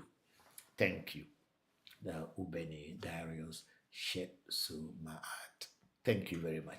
Let's move forward if there's some question under. That's the last one there. Okay. So we'll go on to Africa Magic or ReVodution Voodoo Education. Then we have a brother or sister, I'm not sure. Say Oliver Crapper. Say very well said. Thanks, I'm much grateful. You are very much welcome, Oliver. We are grateful. And then Doreen Nolly say, Papa, is it possible to visit you in your country? If so, how might one go about this once in your country? Yes, Doreen, you can always visit me in my country when I am here. I travel a lot. I go to Europe, I go to the Americas, and sometimes I go to Asia. But if I am in Ghana and you make a proper arrangement, before you come, I will want to know what you want to come and do. We will discuss it. And then I'll tell you the cost of what you are coming to do. And I will also guide you to apply for a visa that if your country has a visa with my country, I will also guide you how to get a visa to come to the country. When you arrive, we will pick you up at the airport, and then we will send you to a guest house or a hotel that of your choice, which you might have selected before coming. And the hotel payment and these things are not on the shrine. It is on you who is coming. And the number of days that you are going to stay, depending on what we are going to do for you, we will tell you the number of days you will stay. And then, of course, you book your hotel. And when you come, we'll prepare ourselves and get other teachers who may come and assist us, and depending on what kind of initiation you are doing. There are certain initiations we need other people to come and join us because we cannot do it alone. And there are some initiations that we can do by ourselves without inviting people. I have almost about 7 to 8 priests in my shrine who can help me to do the ones that we can do for you without needing any assistance. And that's what it is. So you can talk to me and we can follow up and see if you are ready to come. We are always here to receive you and give you the best of spirituality as it should be. We don't mince our words. We say it as it is and we do it as it is. Coming to know us, you will be more than happy to have come to know us physically. So, Noli, we are here. You can chat me and we can talk about it. Thank you very much. And then Brian, Cardinal Davis, Papa, please, if I want to be initiated, what will it take me? Brian, there are so many different initiations. There is the African Magic Temple initiation where you will be initiated into Abraxas, Akanyi, and Togbe Jopata. There is the initiation of Alajadu where you will be initiated into the Archangel Anael, which we call Alajadu. People call it, what do they call it? Yasmin. People call it all kind of name. Frida. People call it a Zili Frida, which is in Haitian Voodoo. And then people call it Venus. It depends on what. We have so many Voodoos at our shrine. I can't mention them, or I myself, I don't remember all of them unless I'm working with them before I will call their names and pray to them. We have a lot of Voodoos here, if I'm not lying, more than 100 Voodoos at our shrine. So it depends on what you want to be initiated into. And then if you want to be initiated into Afa, which is the Ewe version of the Yoruba Ifa, that one too, we have its initiation. So you must first know what you want to be initiated into. Then I can now follow up and tell you what things and how it will go. So when you go into our profile, we have so many. If you go on to ReVodution, Voodoo education, you see that my children, Senna and Pele, are talking about different initiation, and they are demonstrating so many things. They will tell you there is an initiation into Togbe Ade. There's the initiation into Hebiaso.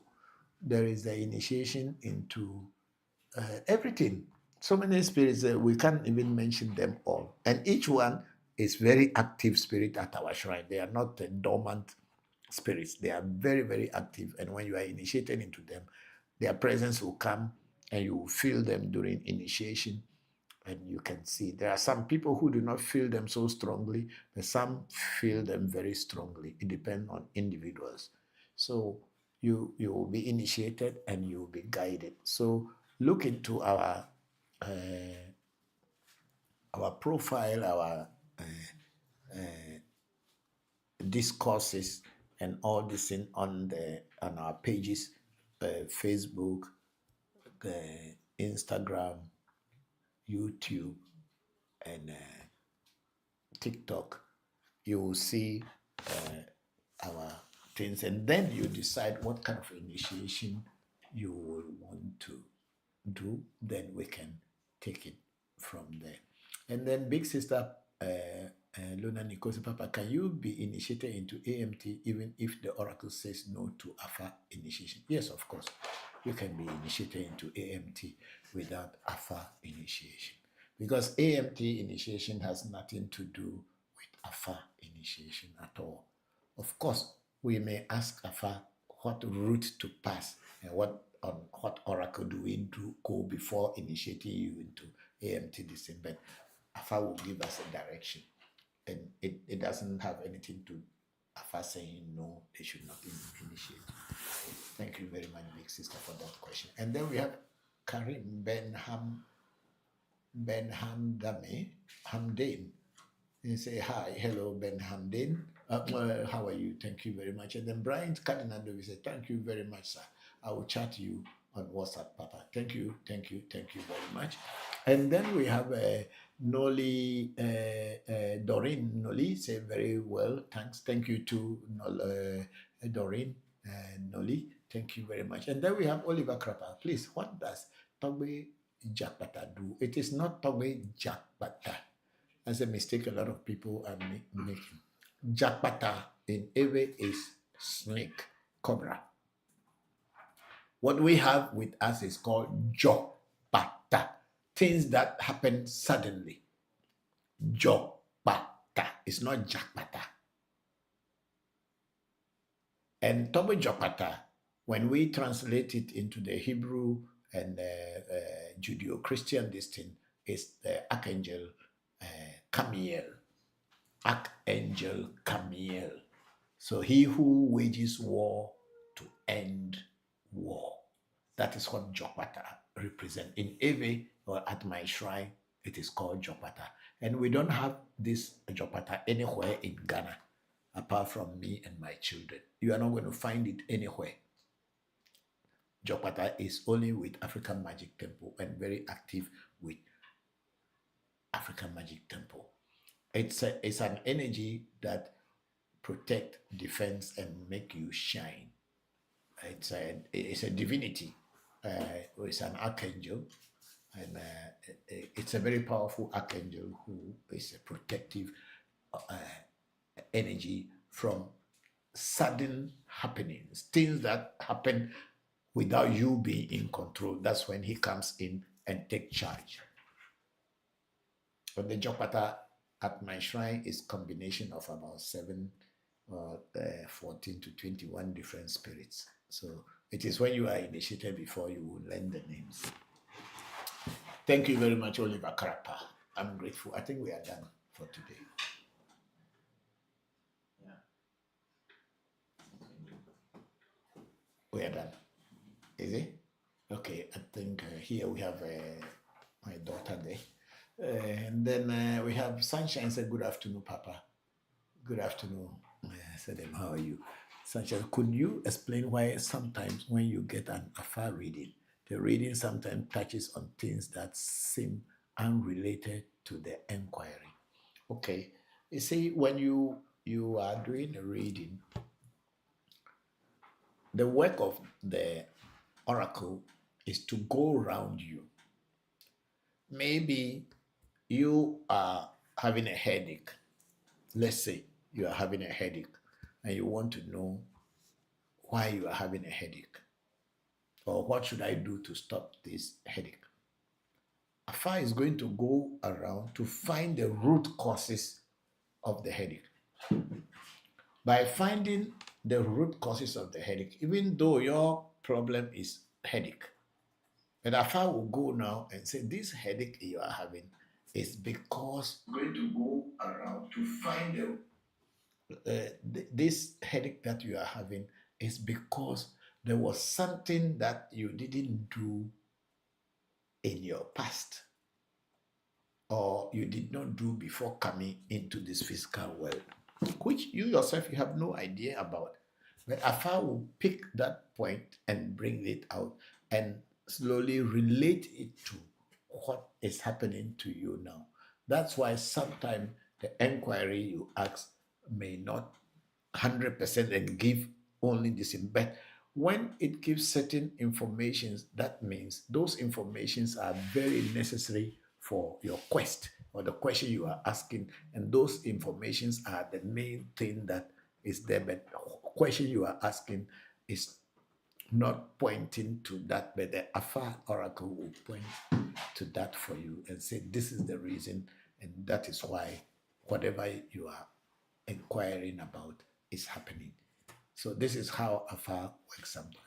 Sometimes it will just pick one or two or three of the things that you ask about, but then it will speak more on the things that you didn't ask about because they are necessary in helping you overcome the challenge that you were dealing with. Thank you very much, Sunshine. I hope that makes some sense. Yes, are we? What question is it? Is that Sunshine? That is finished? Yeah. Okay, great. So thank you all very much for. Oliver Crapper said it's been an interesting section. Yes, it was. It was an interesting section. And then we have Selom Nutako. It's a good job, Master. Thank you very much, Selom Nutako. Very grateful. And then we have Big Sister Nicole. What a great section, Papa. Thank you for your time and teaching. Have a blessed week, everyone. Thank you, and have a blessed week to Big Sister Nicole. And then David Richard, Papa, what is the difference between star checking and Afa checking? It could be said that they are the same, but you see, we in our culture, we are not astrologers. It's only astrologers talk about star and phases of planets and having effect on people and all that. For us, we do Afa checking, and that tells you whatever is happening. Star reading and all this are more of astrology. Astrology and sometimes palmistry. So, because there are so many forms of divination. The Hindus or the Asians usually use the faces of the celestial bodies to divine. There are people who use numbers, which we call numerology. Also, is there in your number, they will see your destiny or tell you things, the numbers in your name, the date of birth, and all that. And then there is also another form of divination called graphology. You know, all these things, a lot of people do not know this. Graphology is that I give you a paper to write your name. When you write your name, or I'll ask you to write a sentence. When you write a sentence, I look at your handwriting, I can tell about your life and the type of person you are and the challenges you are going through. And I can give you a guidance on what to do. That is called graphology. I have studied all these things. I study astrology, I study palmistry, I study numerology, I study graphology.